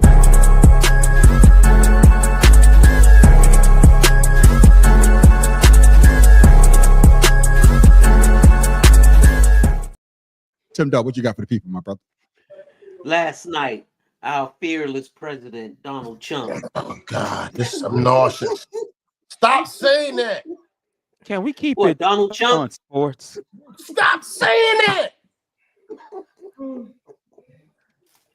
ahead, Did Tim his Dahl. State of the Nation address, and of course, it was full of divisive Divisiveness. just rhetoric. Yeah, Dang, I rhetoric said and it right. everything. So Rush the talking point. What I but I say it so right. what I have so what I have to say today is that we are at a spiritual warfare, and it's very real. That's facts. You have bro. you have to be strapped up because the enemy is not playing with you. That's facts. The harder you go for God, the harder he's going to go at you. So all I got to say is this: keep your faith, keep your wits, but don't lose your mind. There's a way you can change this, and come next year, get behind them poles. 2 years. That's all I have to say. Right. No, next year.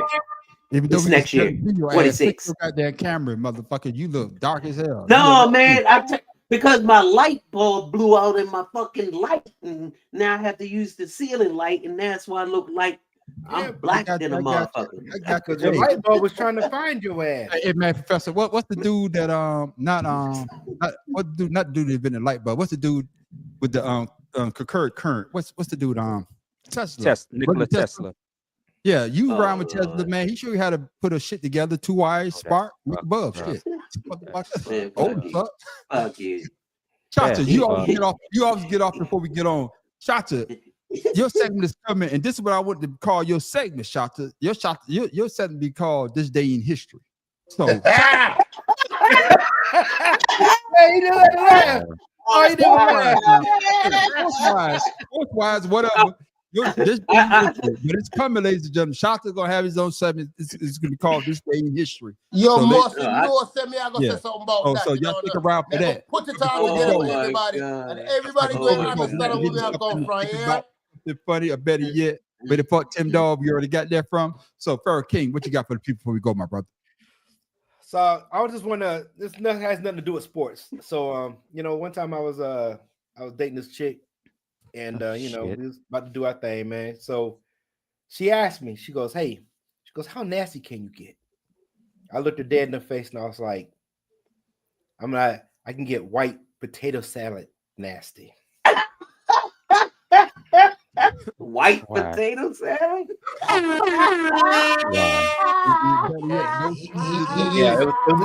He was a strange night after that because I don't think she got the reference, but Raven. No, you say it in the wild. You say it in the wild, but stick around for some more. White potato salad. Stick around for some more.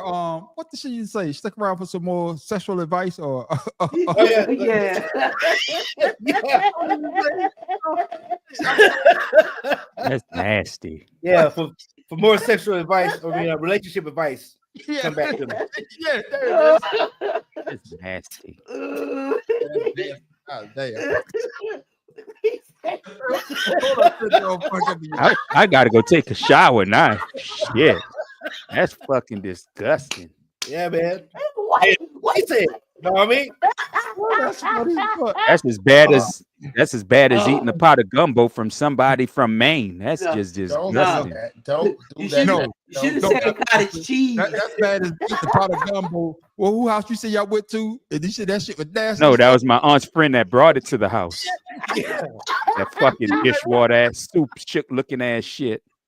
You could see the bottom of the pot. When a gumbo pot, you ain't supposed to be able to see the damn bottom because the broth is so goddamn clear. You can tell she ain't making no goddamn roux. Let me tell you what makes me mad. Even the fucking meat in that shit was disgusting. Okay? The meat in that shit was disgusting. You know how bad you gotta cook to make meat disgusting? Yeah. Potato salad. With pork instead of chicken, huh? God damn. I'd have lived with pork if it tasted good, but it didn't taste good. I got you. You know what? Man. I'm in my eye because of what you just said. Your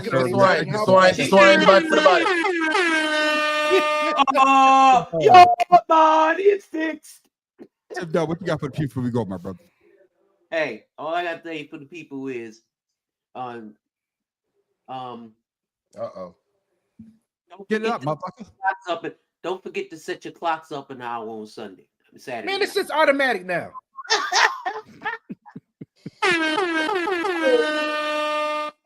Bitch, ain't nobody got no analog clocks anymore. Everything's goddamn satellite ready. I think he forgot where we were. Yeah. I know. My man, Shata, what you got for the people before we go, my brother? Mega says, listen, time's hard for a lot of people, but one thing you must remember, Black people, we come from an age where we know how to turn everything into something. So why them people out there are protest and complain about price, understand, say, we've been managing money for longer, even during slavery. So guess what? We can last longer than you. Watch this. That's what I'm talking about. Yeah, we were vegetarian that holiday. That's for goddamn sure. That's hilarious. Black people I pulled something from Tim Dog's Rolodex for this one. A blue whale's anus can stretch to approximately 3.5 feet in diameter, and that makes it only the second biggest asshole in the world. Thank you very much. What the? I don't even know what to. I automatically went to. That's a big ass shit. No, but that I don't understand. Was there something about Hey, I would say that's a sport in itself. All right. I'll give that one back to you, Tim Dog. All right. Yeah. All right. Appreciate that one. Bless your hearts. Before we go, Man of Street got something to say, man. I was gonna say this for Friday, but I gotta say it tonight though. The Man on the Street, I gotta stop Tyler Perry. You gotta. Man, I watching some of Tyler Perry shows, man. This is the worst acting I've ever seen in my life. I was watching The Queen's Men, nigga. I can't watch that. I Nigga. can't watch that. Nigga. I can't watch that. Grown men can't watch that. The gunshots going off sound like cap guns. The acting is like this. Hey man, did you see that door? And they be like, oh, that door. Worse than a Tubi movie. If you work, oh goddamn! Oh goddamn! He's right. He's right. You be trying to give him a chance. I gotta stop Tyler Perry because he put out this bullshit that got the feet upset. But hey, fellas, this is the bad part though. I can't stop watching that bullshit. Naturally, and see, that is why I tell y'all I don't watch these Negro movies. I have never watched a Tyler Perry movie, and I'm proud to say that shit. It traps you. Nor have I ever watched a full episode or season of any one of his damn shows. Listen, and again, I'm proud. It's like that chicken or that Jamie Foxx movie where you eat the chicken, then you turn into a vampire. But I feel your pain because my auntie did the same thing to me. She was like last year, and I was like the African movies, and I used to go clown, and me and my uncle used to clown on her. Guess what I'll be watching? I'm telling you though. Hey, my wife does the same thing. Watch them African movies. Man, that shit is so goddamn terrible, man. I be laughing so hard. All I can say, I gotta stop Tyler Perry. And I tried to watch it. Pharaoh, I can't stop watching it. I gotta, it's a movie. No, it's a series with It's with called Evil. Queen's Men. Yeah, all the Queen's Men. With It's about- strippers. With strippers. Yeah. My wife watched that joint. But that shit is hilarious. I can't watch that. Hilarious. But the Man of the Street, Tyler Perry, if you ever see something, I gotta stop you. You Lex Luthor. You Lex Luthor. I'm Superman. I'm the black Superman. I gotta stop Lex Luthor because Tyler Perry put this bullshit out, and like you say, Matt, it corrupted a lot of people's mind. I got to get you, Tyler Perry. You're not hurting my mind. I can't stop watching that bullshit. He gotta stop it. I gotta stop his ass. That's a damn shame. The best way to quit is to not start. That's right. Shout out to social people can follow you, my brother. Yo, you see it down at the bottom there. One love shout out a Blue Sky Social. You could come through. Me have all kind of things on there. Bird, loving, and me kept follow all the politics and all them someday, and football and basketball and all them someday. Come through. We have a week for things to talk about. All right, and you might even get a chance to see him fuck around with his mango tree and show how to grass some shit. Stop putting my business on the street, man. Hey, shit, I'm trying to get you. Shit. Hey, my bad. Tim Dawes, shout out to social people follow you, my brother. Well, I'm not shouting out my social, I'm shouting out my son's social. As you can see, Jim's _woodworking 1. He's trying to start a new woodworking business where he does personalized homemade wooden knickknacks. So check out his website. See what you like. Yeah, that's what she said. But check out the website. Yeah. See what you Well, shut up, man. Tim Dog site. Tim Dog. I'm glad your son put it in about wood because Tim Dog ain't had a wood in a long time. Nah, stop it. Don't go about it with that. And his hand's the perfect shape for him. Nobody do that. Don't bother with that. At least you can follow that. Shout out to social. Usually you say I don't want to follow Tim Dog, but you can follow him now. Shout out to social Yeah, people. I'll let it go this time. You find me, the Math Professor.1, the way you see it on your screen on Instagram and YouTube. I did put out a video, I think Friday or Thursday, I don't remember which. On Blue Sky. Blue Sky pissing me off. You can only do 30 seconds on Blue Sky. I don't. I didn't ask you about how much time you. I don't like cutting up my fucking videos. Anyway, go ahead, my brother. You just find it right there, YouTube and Instagram. Still trying to get suspended from Facebook. I got you, Pharaoh King. Shout out to social people. Follow you, my brother. Right now, it's just King Ryan Facebook. So, why you so depressed? I haven't got any help from the fellas on how to change my shit. So, bro, I'm gonna have to come. I'm gonna come over. Yeah, go over there, man. Go over there. Man. That was so passive aggressive. That was real passive aggressive. No, bro. What no passivity in that shit? I ain't no passivity in that bullshit. Hey man, I got this. I did get tonight. I got this this request from somebody that's here in Augusta. Her name is Sinai Monet. You know her? Man on the street? No. Because she's like, hey, I always enjoy your share on Facebook, but in comments, but we're not friends yet. I've tried several times to send you. What's the name again? Sinai Monet. It's S-A-N. That's my niece. Huh? My niece. I think that's my niece. I got to see the picture. Okay. Yeah, take a picture of Keep it out the family, Ryan. No, I think that's my niece. I think that's my niece. Okay. Do we need to go ahead and call Criminal Minds for well, it says she's from Augusta, Glen Hills High School. I don't know. Oh my God, Ryan! No, that's not my niece, but yeah, but send it to me. Once I see the picture, I can be able to tell you who it is. We're gonna have a scandal on here very soon. No, for real. Of course, you find me the man on the street at the Audacity podcast. None of these niggas.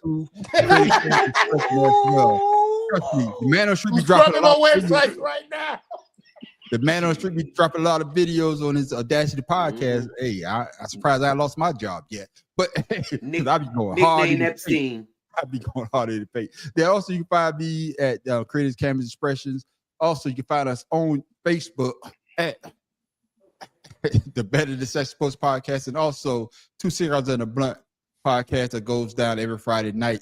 Hopefully we'll be back this Friday night. I ain't got that playing. My bad, fellas. I apologize. But make sure you come back next week for the Better Than Sex Sports Podcast. It goes down at 7 o'clock. All we do is talk about sports, and we talk about other things as well, but we always have a good time with that. But make sure you check us out this Friday night at 8 o'clock. For sure. I lose my train of thought. 2 blunts and a cigar. 2 cigars and a blunt. 2 cigars and a blunt. There you go. 2 cigars Two blunts. 2 blunts will have everybody. Shadow definitely show up for that one. 2 cigars and a blunt. No. Around for the Friday after evening to Sunday is family time. Exactly. Thank you, Joe. Thank you. But Joe, I got to stop Tyler Perry after I watch this season. Then I'm gonna stop him. I got to see what happens. This season.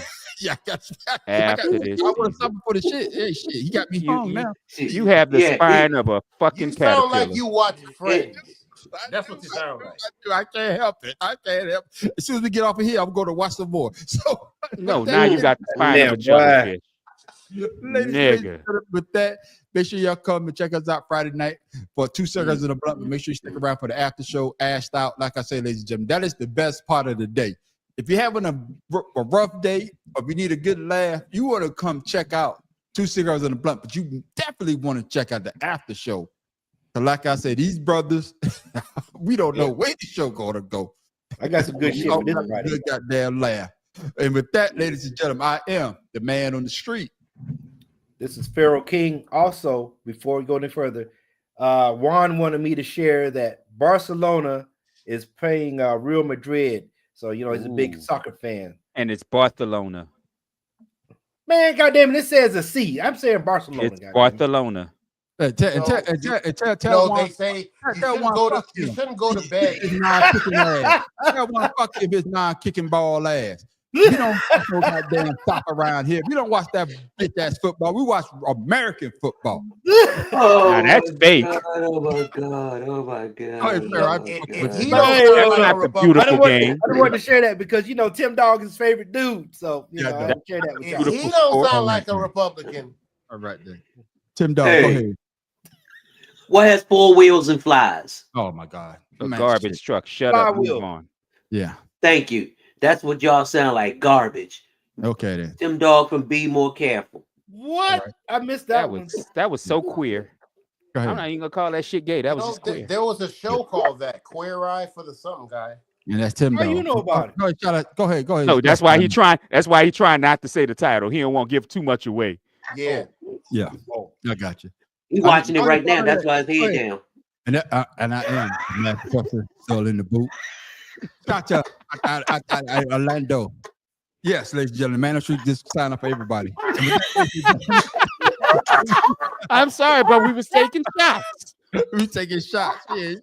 If you want to take a shot at football, you want to take a shot at football, ask him how Adam and Eve look. Shit. He was there when the fucking shit. Should I ask why you so bald, Chrome Dome? That's right. I could be bald, but your ass old, bro. You older than Durst. You older than goddamn. You older than. I may be old, but you look older than me. This ain't Def Comedy Jam. Will y'all go on and sign off? Older than what's the Bang Professor when they say Life is Born? What's that? Big Bang.